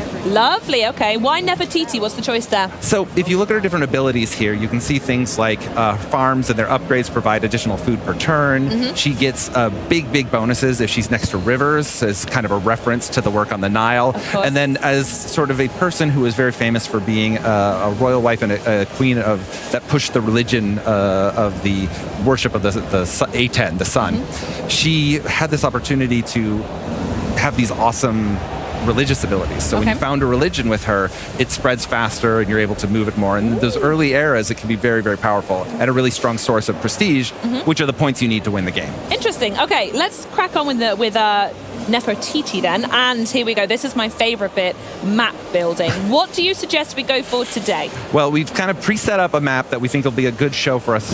We've got 8 nations on the map. We have average sea level. You can change everything in the game from the temperature, the humidity. The humidity, wow. Even the axial tilt. And so this is one of my favorites because when you imagine, the Earth, you know exactly how it's tilted to the sun, right? So pretend that it was like a planet that was more tilted. In that case, the map it would generate would have a much hotter area, a much colder area, a broader cold area, depending. So it generates all of those things based off of that. Now, you get a deterministic seed, which is basically a number that you could put in, and as long as you have the same options and the same seed, it'll generate the same map, which means that if you fall in love with a map, I fall in love with a map, we can share it. Oh, I love that. Okay, awesome. And what was the size of the map we went on here? Because I know, especially when we call this a grand strategy game and referring to some of the other games you've mentioned already, map size and scale and detail is so important. So A, what are we doing today? And B, what options do you have there? Yeah, so honestly, the game has a number of different map options. At its largest map size, you can fit up to 36 nations on there. Whoa! All at once. Goodness and me. Thanks to the power of simultaneous turns, which is one of the unique innovations in ARA, the players are able to all take their action within the time term, whatever the time limit is you set in multiplayer, and then a single player as long as you want, and then you submit the turn and all the actions resolve simultaneously. And it goes, okay, interesting. And so you can play with 36 players and it's totally functional. Doesn't feel like it, It wouldn't really work to play 36 players one at a time and over time at a time. Yeah, with a cup of tea, like, come on, lads, I would take off for a while, and then come back and it still wouldn't be my turn. Absolutely. So what's this exposition that we just got at the beginning of? And also Act 1 is an interesting thing to read. Yeah, so in our History Untold, the game is broken into 3 acts. Now, you play the same leader from the very beginning of the game all the way to the modern era. When we say a History Untold, what we're talking about is the untold history of this alternate Earth, this alternate life of this alternate ruler. And so you play the same history, you play the same ruler, the same nation. You take them from the beginning of the first agrarian, the first farms, all the way to the modern era, and even a little bit into the singularity age. Oh, God. Okay, well, let's together. jump in. I want to see this first bit, and I'm picking up on that singularity bit because that sounds wild. All right, so one of the first things you probably notice is that ARA has a kind of a different presentation. A lot of these games are inspired by board games. Hexes, tiles, and I love those. But with ARA, we really wanted to deliver the player fantasy of being a leader of a real world, the choices you make. And so there are things like organic borders, so where the river goes is where the natural borders are. Oh, I love that. And you could do other things like if you zoom out and look around, sometimes you'll see mountain peaks out in the distance because your people could see those mountains. For right now, though, it looks like we have a nice little temperate forest here, some plains that are lovely. We've got some grains available, and we can zoom all the way down and see. Oh my goodness, you get so close. Yeah, there's some wheat growing over here, and then if I zoom in over here, you can see some rice that I could turn into some rice farms. Over here, it looks like there's some dangerous predators, in this case, some wolves. Oh, interesting. Okay. What are they? Do they move freely around the map, or would you go to engage them over there? So you have to hunt them in order to be able to take advantage of this area. And luckily, in the early areas, I have this scout, which is a unit that can go out and do some great stuff. So I'm going to send my scout there. Oh, wow. It's zoomed. You can see how with simultaneous turns, they haven't made their full move, but they've indicated where they'll go. Interesting. Okay. One of the fun things about simultaneous turns is you can cancel orders at any time. Oh, wow. And so the game has the depth and complexity of like a grand strategy game with layer after layer after layer. As you set up all your moves, you'll see what all the impact will be. And then you can go, you know what, actually, I'm going to wind it back. That's good. And none of it will go off until you hit end turn. So let's go ahead and get our scout moving and make one other big decision that we make at turn 1, which is what to build. So interesting, yes, because decisions are very, very important when it comes to these strategy games, and I'm sure we're going to go through quite a lot of them anyway. But what's this first first one that players are going to meet as soon as they start? Yeah, so the very first thing you have is you have the ability to improve your cities. Now, Ara is a game about people. It's about your citizens. It's about their quality of life, you know, their happiness, their health, their education. And you improve your lands with what we call improvements that can do things like improve their quality of life or provide them with additional housing. So the first thing we're going to build is a farm, and that's going to help us with some initial growth. And We also, have the same strategy here. yeah, you got to do it. And So especially good. with Nefertiti, it's just a great option. And so you can see the little ghostly outline is telling me that that'll show up too. And so when I hit next turn now, you see everything begins. My there we scout go. makes their move. You can see the people have begun work on their farm. Oh, that's so nice. You know, there are people working away at Them the going, thing. whistling away. Good stuff. Yeah, over Okay. here I've got my great hearth, which is sort of the center of our power right now, where our leader lives. And then if I go back over here, I see my scout is over here. Now, I'm going to send my scout to hunt these wolves. Ooh, okay. Hunting a predator is about clearing the lands for you to be able to use, and I'm definitely going to want to build farms over here, what with the rivers and Nefertiti's abilities. 100%. Beyond that, when you hunt animals, you also can end up getting some early resources. And so you can see the little guys going in there, getting ready to hunt the wolves. Good the wolves luck, running guys. away. But the value of this is going to be that I'll send back furs, possibly food, maybe even feasts that could help Very good. boost my city's power. So Yeah, nice. the next thing we're going to do is pick a technology. Ooh, okay. All right, so I'm going to let you pick, right? Oh, Matt. Okay, here we go. I'm sitting straight. Let's hear it. So we're in the ancient history era. Ara is broken into 12 eras across 3 acts. And so right now we have these very early beginning human technologies of being able to make bows, of being able to ferment food into wines and other beverages, being able to do animal husbandry, understand how to raise animals, turn them into meats.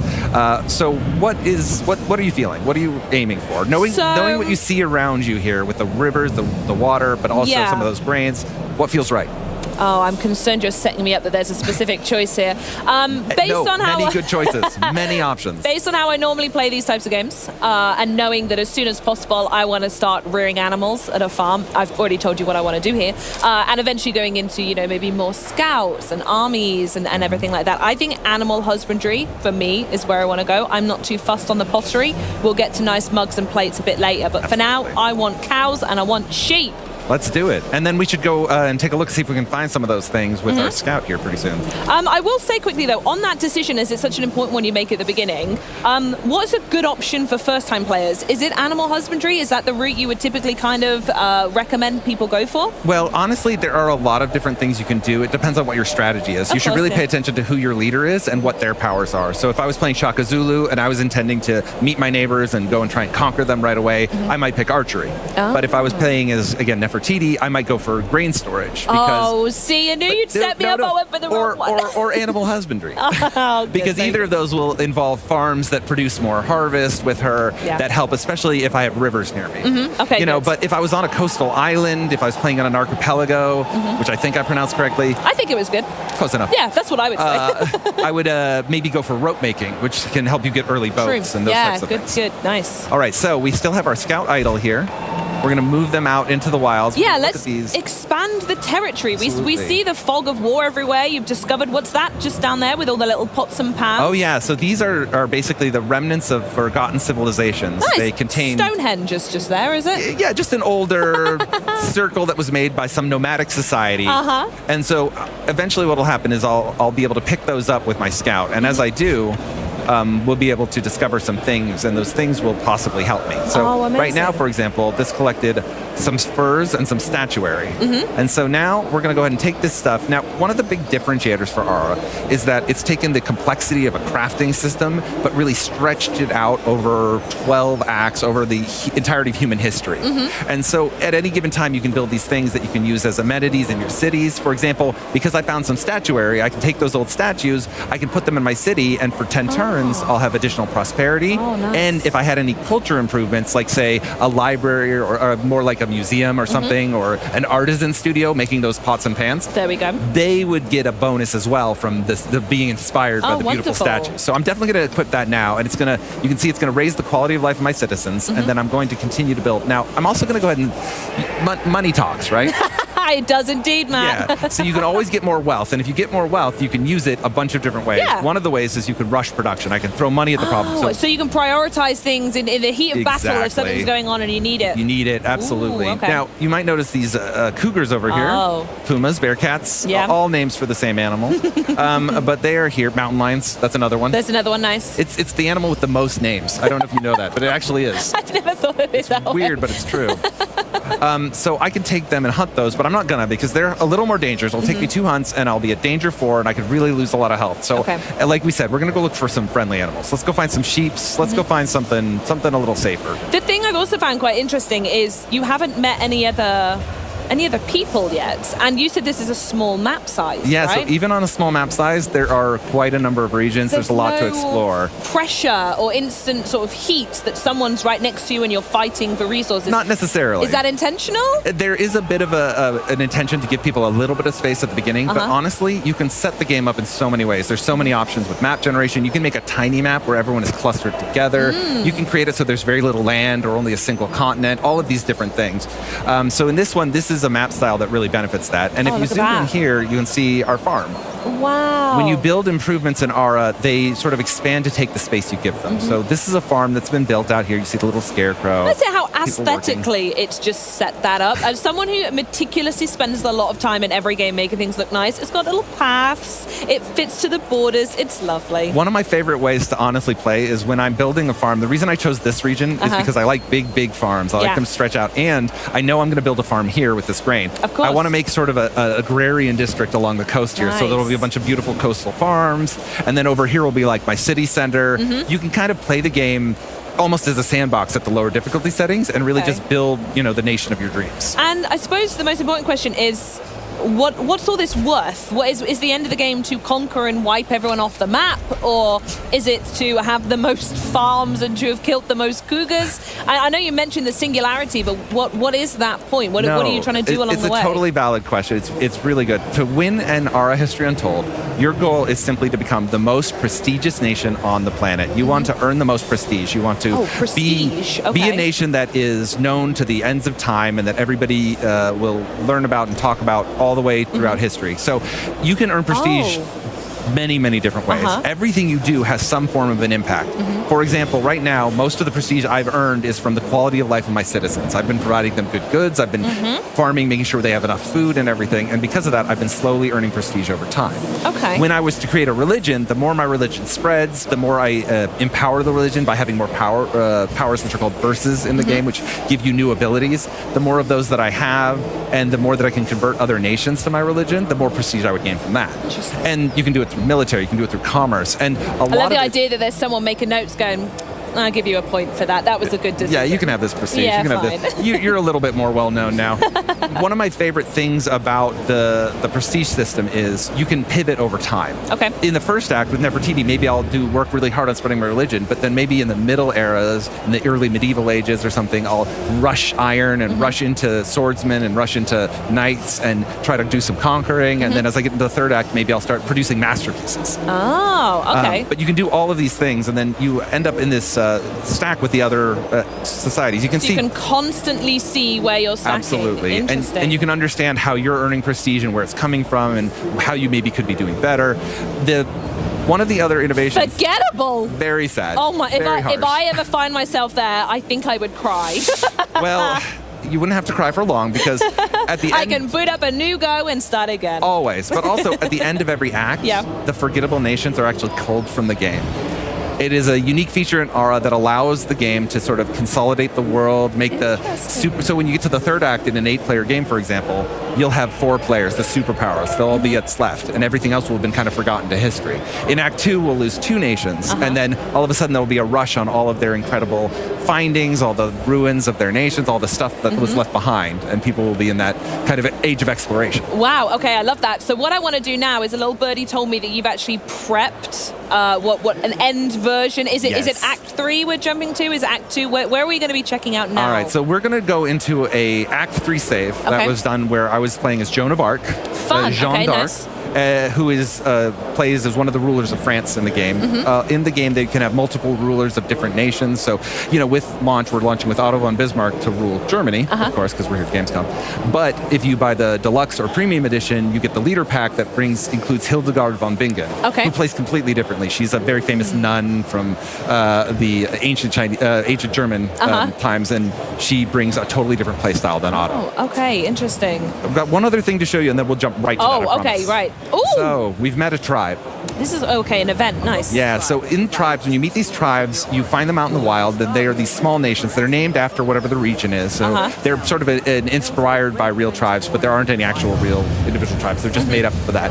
And then inspired by real life, actual events in history. So in this case, there was a founding myth, and they attributed it to two different things, and they actually had this fight about what was their founding myth. So we've took narrative inspiration about that and created this one, where now they're asking you, should you do the Beastborn Prince myth for their society? What do you want to record in the annals of your great society? Wow, okay. Or the Foreign Prince myth? Or do you want to say, no, it wasn't either of those. Actually, it was a giant bird, and you're both wrong, and now you get more religion spread, but then you deteriorate the relationship.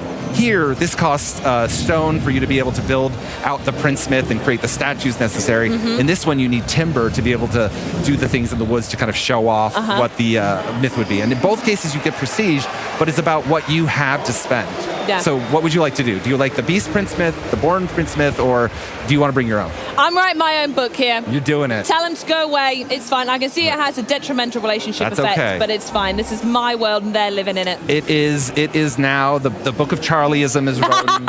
And yes. we have that. And unfortunately, this will mean these tribal warriors might be mad at us. These guys might be a little bit bitter, is their current diplomatic status. That's fine. We'll deal with them later. It's all good. Right. We don't have to deal with them because Take me to the future. We're going to go to another game. So this is in a bit of a war-torn world. It's in the information age, but some things have fallen behind a little bit because of the amount of war, and now it's kind of settled into sort of a firm Cold War state. But you'll see different prestige for the different rulers, and you'll also see a mix of different layers of industrial, of modern, as well as... I cannot wait for this. So you can see right here, there's a farm that's a little bit different, and we'll zoom out. Whoa! So different. Look at that. And that is the city of Paris. You can see the old city walls that were built up in medieval times are still there because you wouldn't see those knocked down in real life. You can see different buildings and improvements. If I zoom out further, you see the world's been much more explored. And Absolutely. you can kind of start to see it from, that airplane view if you were flying over it. Over here, we have one of our great triumphs. Triumphs take up an entire region and build housing around them. This is the amphitheater of El Jem in Tunisia. It is this incredible coliseum that was built by the Romans in the ancient times that provides a lot of different benefits to your society. It's glowing as well. Oh yeah, our triumphs, we always throw a little bit of a sheen on them, a little bit of magic. Oh, that's gorgeous. And then if we move around, you can see there's some horse track there providing some value. The way, how close you can get down with a camera, I'm absolutely. in absolute awe. Oh my goodness me. This would be what a wheat farm would look like in this era as well. So the different crops also have different appearance as well. This is a stone pit that's currently producing iron. So Nice. this is sort of an industrial mine, Of and you course, can see the yeah. industrial diggers there. And then you can always go into your nested tooltips and say, okay, iron, what do I use iron for? Oh, I know, I use it to craft telescopes or steel. What do I use steel for? I need steel for a lot of things. goodness I'm going to be me. using that steel to make a toilet. metal pots, indoor toiletry, different things that I can use as amenities that I can use to craft other buildings. For example, I need these machine parts to be able to make a large particle collider. Or I would need these machine parts if I wanted to craft the SRS 8000, which is one of the world's largest excavators that was ever built. I want one of them, please. Yeah, just one of those. God, there's just no point where you're not informed of the decisions you're making, and you can really take time with it because as soon as you're done, absolutely, and you can delete the bits and pieces along the way and make it good. Yeah, and you can see the borders here with the German state where we had originally had some wars. You can see the city of RJ still has some military units in there. It also has some interesting things. There's a triumph here. I think we have the Statue of Liberty. We have a lighthouse there leading our ships into shore. There's just a lot going on everywhere you look. There you can really zoom in and is. see. And now, it looks complex because it is. This is a core game for core gamers, for strategy gamers. It's a love letter to them. But we've tried to create a lot of things like those nested tooltips, and of course the Encarta, we brought it back, that show you all of the different ways to play, all the different supplies in the game, the people you can find, everything else. So. Oh, that's so good. And it feels like a juxtaposition to say it, looking at the screen we're looking at here, but this demo only shows a small fraction of the game, right? We have barely touched upon. Are there any other elements that you want to very briefly talk about now before everyone dives in? I'll just show you this little airplane. Yeah, okay. There it is. As the world continues, as it grows, there are all those details. You remember those wolves we saw in the ancient era? Now it's replaced by ATVs and airplanes and hot air balloons. The natural evolution of a wolf to an airplane. Yeah, that's how they grew, I think. And and then dinosaurs came after that, right? It was wolf, airplane, and then tyrannids. And tyrannids, yes. I love those whittle tyrannids. Oh, amazing. Matt, I can't thank you enough. This game is firmly on my download queue. I cannot wait to check it out, and I love that you've come here to talk to me about it. Have you had a nice time? I've had an incredible time talking with you. I love talking with people who love this genre, and I've had so much of an opportunity to do that at Gamescom. I'm going to continue to do it all through the weekend. I'm going to be in the booth and talking to all the fans and the players, and I can't wait for it to come out on September 24th. You can pre-order it now. You can wishlist it. It's day one in PC Game Pass, of course. Amazing. Another check. Good job. Thank you, Matt. Wonderful. Well, thank you so much once again. You can get your hands, just as he said, on September 24th on PC Game Pass. But we're nearly ready to wrap things up. I'm going to show you one more trailer from the show. It's a sequel of epic side-scrolling proportions. This is Tales of Iron 2.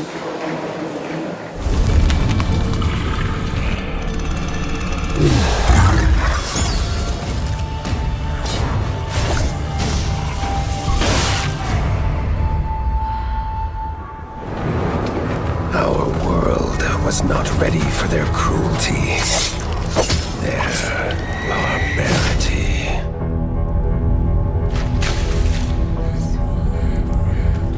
An ancient evil from a forgotten time, a forgotten place. Bewinged devils. They feast without fill, kill without reason, and will not stop until the world burns in blood.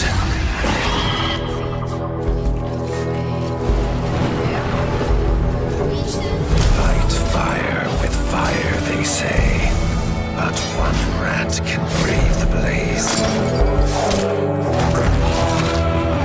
Wield the flame with a bloodlust even greater than their own.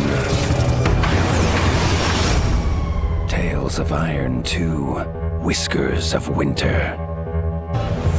Oh, just so many great interviews on this stage the last 3 days. We've just had a blast, haven't we? It's been so good, Bex. And remember, with Xbox Game Pass and Game Pass for PC, you can get new games on day one like Call of Duty Black Ops 6 on October 25th, play some of the biggest games of the year, and unlock partner benefits from Riot Games and EA Play. If you are not already a Game Pass member, join now and get your first month of PC Game Pass for $1 or €1. This offer is not going to last long though, so you need to act now.